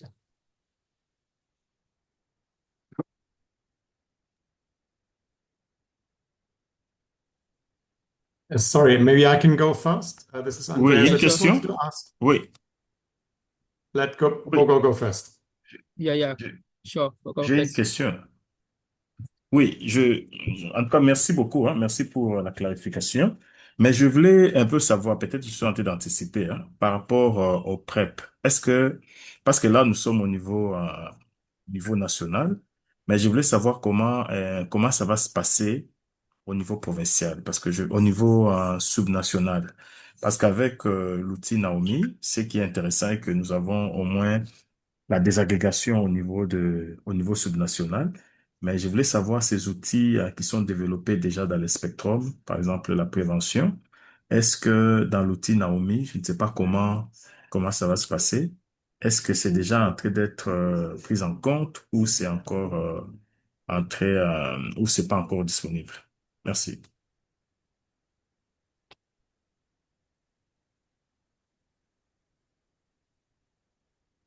Vous Thank m'avez you. entendu? Let's take the next Merci. question, and then let's take the next question.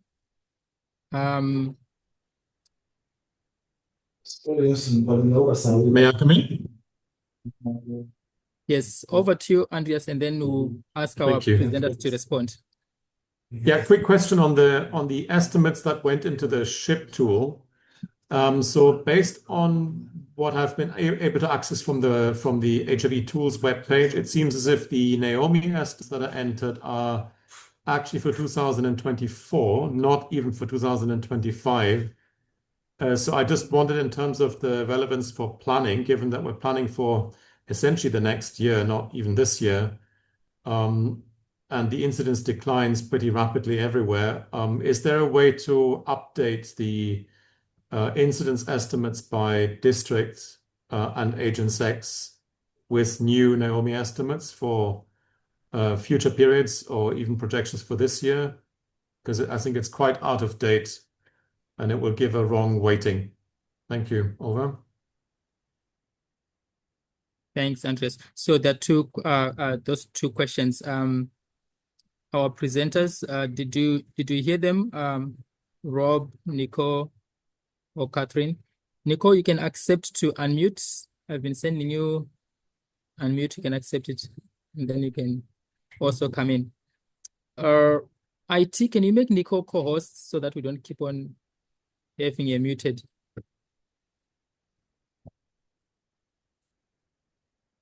Were the Thanks, questions Liz. clear, Rob and Catherine, or we need someone to? Well, I think that Rachel Ezra is best positioned to respond to Andreas's question, if I understood right, but it seems like she is also unable to unmute. So once she's once she's able to unmute, I think she can come in and respond. Thanks very much. Yeah. I'm now able to unmute. Thank you. So Andres, to your question on the estimates that are included in the SHIP tool, what we're working with currently is the most recent approved UNAIDS estimates.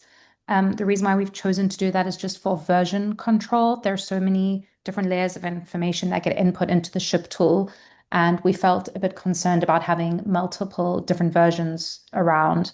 That would be quite hard to distinguish between. So as soon as the UNAIDS HIV estimates are approved, we can align them to those most recent set of UNAIDS HIV estimates. The 2024 estimates are the estimates that were approved to last year. In terms of the projection forward in Naomi, which would go into SHIP, that is just determined by the future coverage that is set in Spectrum. So it's not based on any program data or not really based on any historical rates of program coverage. It's just based on the future coverage that we've kind of set as a target in Spectrum. So using a forward projection, I don't think would be particularly suitable because there's no program data that's really informing it. But we are planning to update the SHIP tool as soon as possible once those UNAIDS estimates are approved. And that would be the Naomi estimates as well as the goals files, which usually happens around September. We can also work with countries specifically if you would like to update it yourself and are able to maintain that version control issue. We can work with a country by country basis, but in terms of the tools that will be available from the UNAIDS website on HIV tools, we will keep those linked to the current approved HIV estimates for version control. But please do get in touch from the Malawi side if you would like to work on an updated set of estimates. Has that answered the question? Great. And then, sorry, Bogle, I missed the first half of your question, but I think it related to the inclusion of the prevention and PrEP data into Naomi. Is that correct?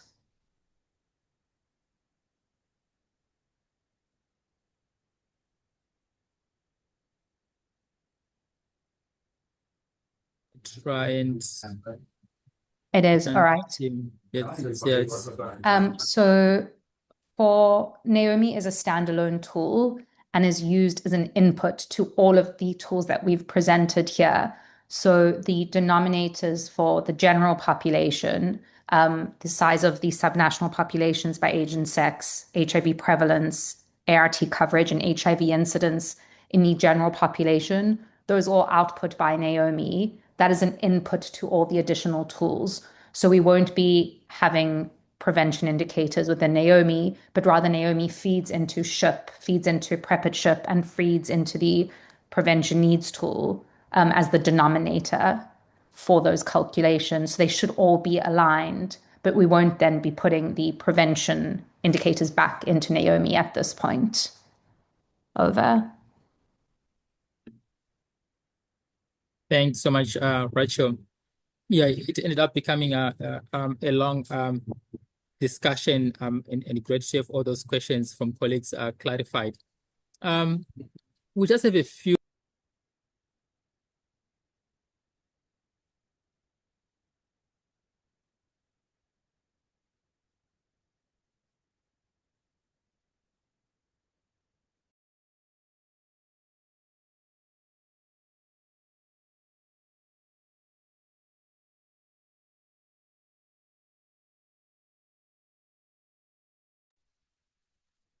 So thanks so much.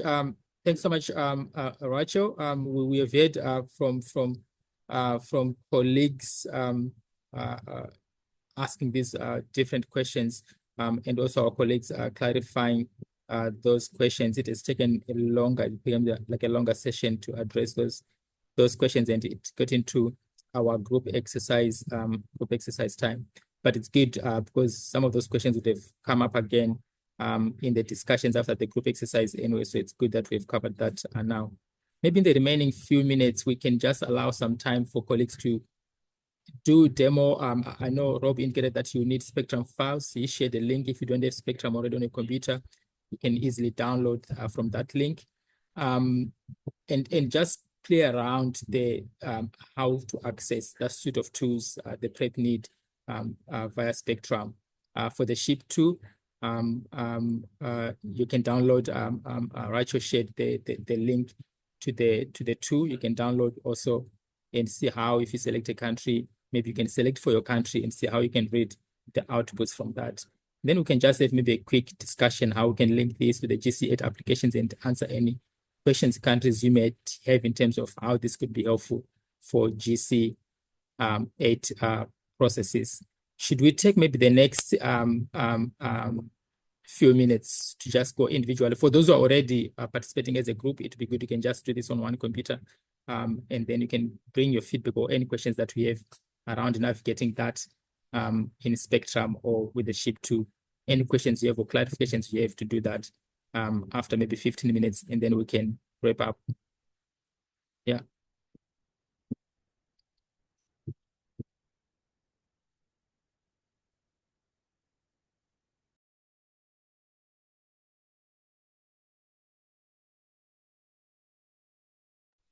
If you have questions or yes, you are getting stuck on how to do it, just feel free to post in the chat, and then we can help you to navigate it. Would like you to have familiarity in how to use those tools or how to access them in Spectrum. How do you navigate each and every one of those tools that have been shared so far? Any questions you might have and how that could link to GC8. To be great if we can have that discussion maybe in the last 10 minutes.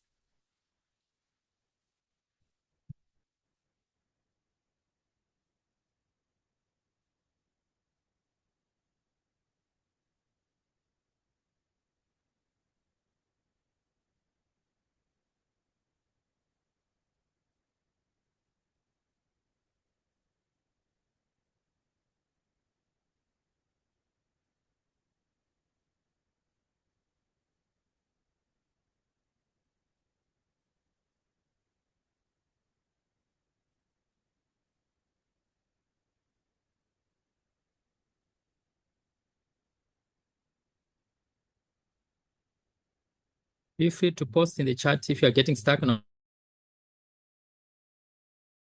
indicate so the team is here to help you access it and how to open it.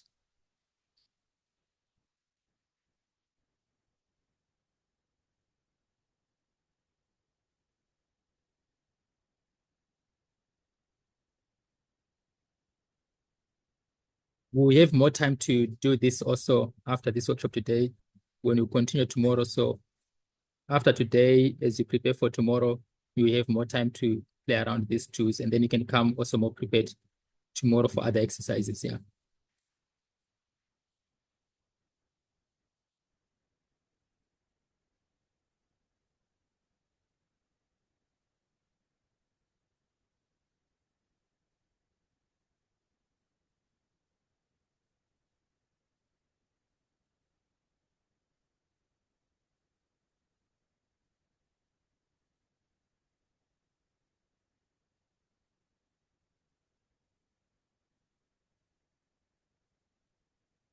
There's a question from Sekiso there saying, I can see the prevention needs form, then they see more tools and then more tools. So kindly assist. Okay, yeah, I see. Response from Rob there. Right. There, a few people have noted this in the chat, so apologies that I'm obstructing the steps here. But if you have a file open, you should see the name of your Spectrum file in the top center of the software. And if that's the case, then the prevention needs tool should be active. Let's see. I'm going to close that projection now. And now you see that the prevention needs tool is grayed out. You can't access it. So you do need to make sure that you do have a Spectrum file open. If you do have a Spectrum file open and you don't see the prevention needs tool active, do please confirm that you're using Spectrum version 6.43. If you see some other version number, you may be using something that's old and doesn't have the tool in it yet. And if that's the case, then you need to install the latest version of Spectrum. Again, you can get that via the link here, and Heather Marie has posted the link in the chat where you can click on it and be taken to the page instead of having to type it out from what you see on the slide.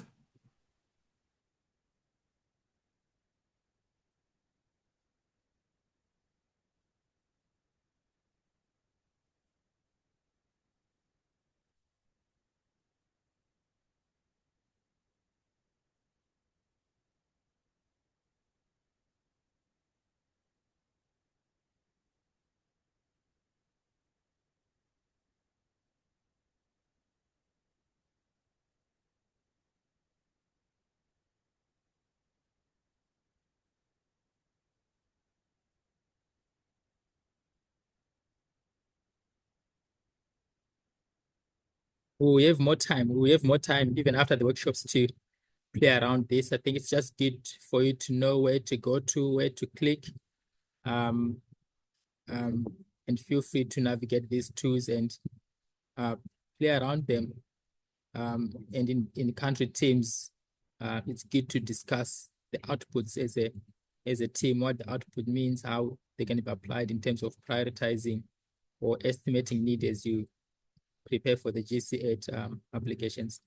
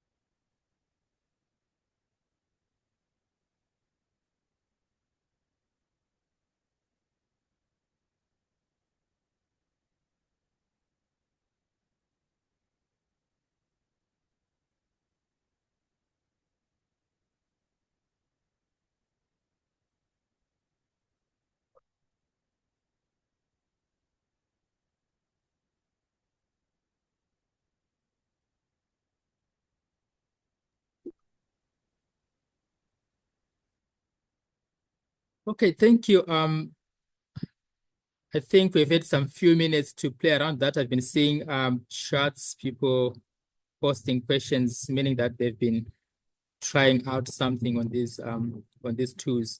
We still have time. We are continuing with the workshop tomorrow for these two regions. Tomorrow we'll be covering two more tools. We'll be covering the condom CNET 2. We're going to cover the MMC 2, and also we'll cover some tools for estimating key population sizes. So we have got time to practice today until tomorrow as we wrap up these 2 days for generalized epidemics. It'd be good when you go back, if you've got any questions that you have, just note down your questions, and then we can start by a reflective session tomorrow and respond to those questions. In the meantime, I'd like to ask my colleagues for any closing remarks or any insights or any questions they might have for the group here. And also our colleagues from DFI, if they're still there, Mary, Mahai, if you're there, also you can feel free to come in. So over to you, Clemens. Yeah. Thank you so much. And I hope this is or has been and is still useful for you colleagues. We have, of course, more time tomorrow. And I think our questions, we were going to do a Menti, which we can do tomorrow. It would be, how do you think this can be used? What were your insights from starting to engage with the data, and how this can be used in your country? Contexts, what is possible in terms of the Global Fund processes in using that. Maybe one reflection, of course, some of these needs estimates, specifically applying 2030 targets, are quite ambitious, and we see that they are actually not necessarily something that we can immediately budget for with domestic resources or with Global Fund resources or any other resources available in country. So I think the way to look at these estimates is to set out the whole need, and then see, and this is actually, the way it is applied in the spectral model is quite prioritized already. So it's PrEP targets heavily tied to HIV incidence. It's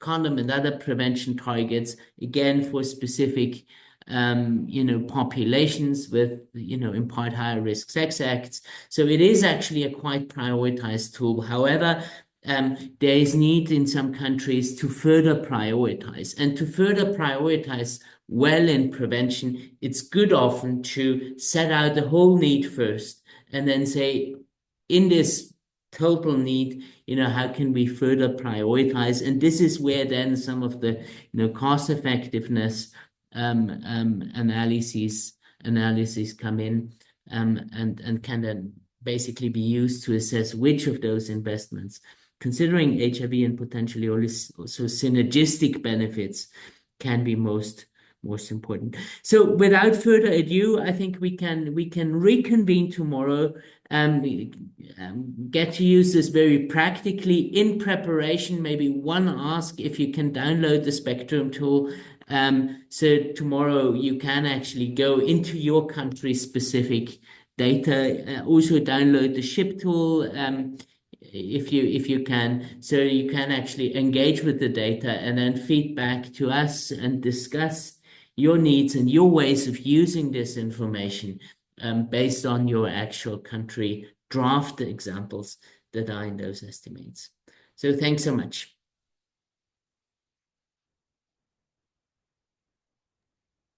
Thank you so much, Clemens. I don't know, do we have our DFI colleagues? Mary, if you are there, you can come in. If not, we can let participants go and then we can meet them tomorrow. No one. Thanks so much, colleagues. Thanks for staying for long. We know it has been a very long session. Yeah, feel free to reach out even via email if you need anything to practice. these colleagues who are presenting today, they're more than happy to assist. And we are more than happy to be responding to you. Tomorrow we are back again. So yeah, thank you so much. We'll see you tomorrow. Thanks.